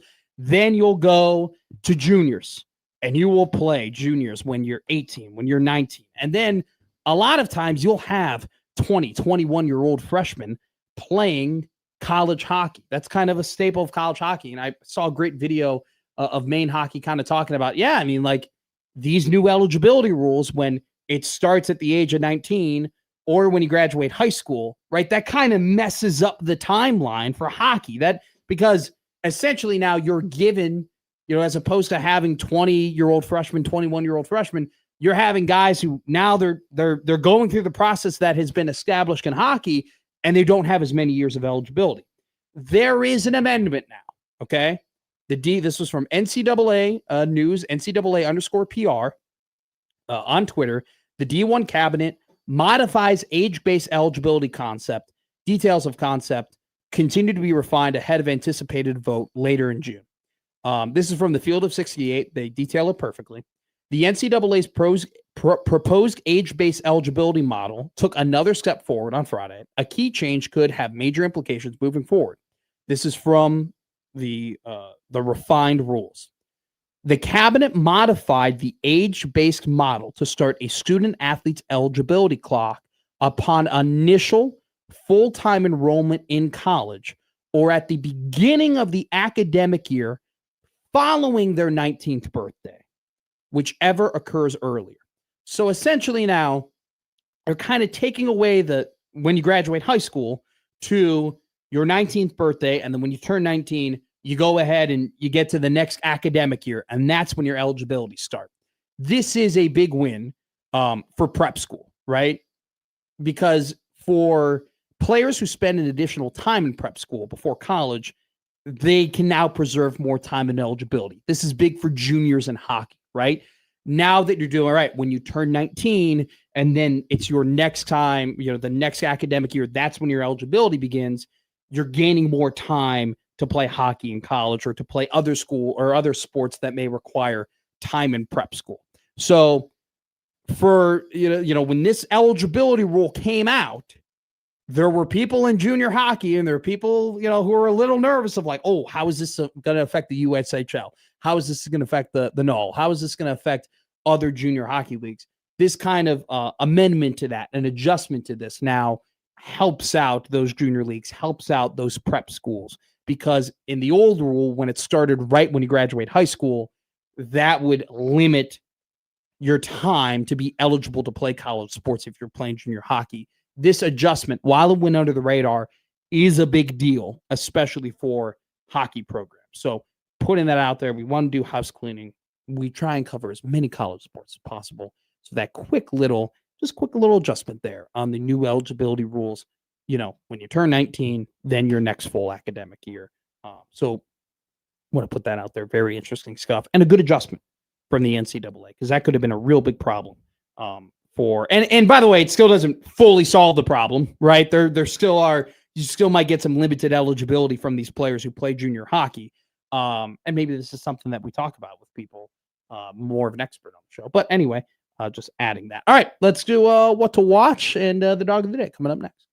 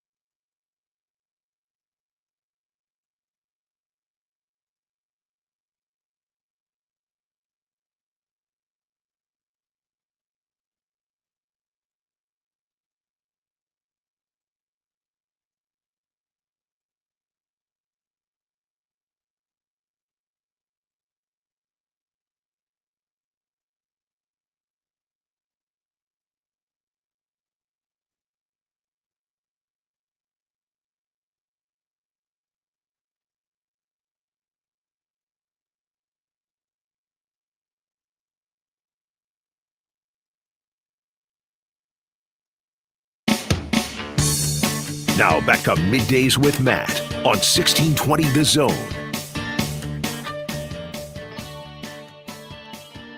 Hey, Funplex and 1620 The Zone are teaming together for Mammoth Kickoff Week 69th and Q Street. Funplex is set to open their new roller coaster, the Mammoth, early this summer, which would be Nebraska's largest roller coaster. Check out their rides, Funplex Speedway, go-karts, slick track, wipeout, crazy cars, and more. Check out their water park, including the Double Trouble drop slides, Rockin' Rapids, Typhoon Falls, Motion Ocean, the Lazy River, and so much more. Listen all week to Happer and Schaefer for a chance to win a pair of passes into the Funplex. Jake Janicek, what are we watching tonight, my man? So the first thing is going to be Game 3 of the NBA Finals. The San Antonio Spurs are going into MSG. Real quick, we didn't answer this question. Most anticipated NBA Finals game since when? I mean, for me personally, being a Thunder fan, I would say last year, but Okay. I do kind of like the. It might be the most anticipated game since 2000, Game 7 in 2016. No. I'm being serious. No, I Maybe definitely agree Game with 6 you. of 2019. That was pretty highly anticipated with like Kevin Durant and like whether is he going to play or not. And they end up tearing his Achilles and that game was over. But it might be the most anticipated game since Game 7 2016, which is quite incredible. What else we got? Definitely. Yep. You can check that one on ABC. Next, we're going to hockey, where the Hurricanes are taking on the Golden Knights in Game 4 of the Stanley Cup Final. That's tomorrow. Oh, tomorrow? Yeah. Whoops. I'm sorry. That's okay. Well, we got baseball. Yeah. What do we have for baseball? So probably the biggest game tonight, I would say, is the Yankees versus the Guardians. That's going to be at 5:40 on FS1. And another game that's kind of teams more similar records, probably the Phillies and the Blue Jays at 6:07. Okay. All right. Good stuff. Jake, Janice. Thank you for correcting me. I'm not a big NHL guy, but you can look forward to that tomorrow. If anyone is the last person to get mad at you for saying things that are slightly off. All right, folks, let's talk right now. I'm going to kill your bookmaker. I'm going to rip his throat out. I will blow this man out. I will step on his throat until the man chokes. Let me tell you how. Dog. Winners. Dog. Winners. Dog. Winners. Dog. Winners. Dog. Winners. I'm on a roll. Dude, you got to love dogs, right? I don't know, man. Like, we did this a couple of years ago where we had a team that we really liked the players who were on it. We really liked the story behind it, and they won 2 games in a row. And we were coronating Chris Paul and the Phoenix Suns. And we were talking as if the series was over and it was done and it was dusted. And all of a sudden, out of nowhere, the Milwaukee Bucks hunkered down. According to Jeff Teague, it was because Thanasis Antetokounmpo came back. But the Bucks ended up winning that series. I'm getting a sneaky feeling. That we're here, that we're coronating the Knicks. They're getting excited about Game 3, MSG, $8,000 to get in. Holy crap. First final since 99. This is going to be crazy. The Knicks could go up 3-0. I'm getting a sneaky feeling that we might have a reverse sweep in a way maybe on our hands. I guess you can't really call it that. But San Antonio Spurs plus 110 tonight. I still think I don't know. It's hard for me to call them a better team after the 2 big wins for the New York Knicks, but I just don't see them going down 3-0. I just cannot see them going down 3-0. I think plus money on that is way too good. Give me San Antonio versus the Knicks tonight to spoil the Knicks NBA Finals MSG homecoming. All right. Middays with Matt is done. USC is up next. We have a special guest host today. Should be a lot of fun. Crossover here on the 1620 Zone Radio Network coming up next.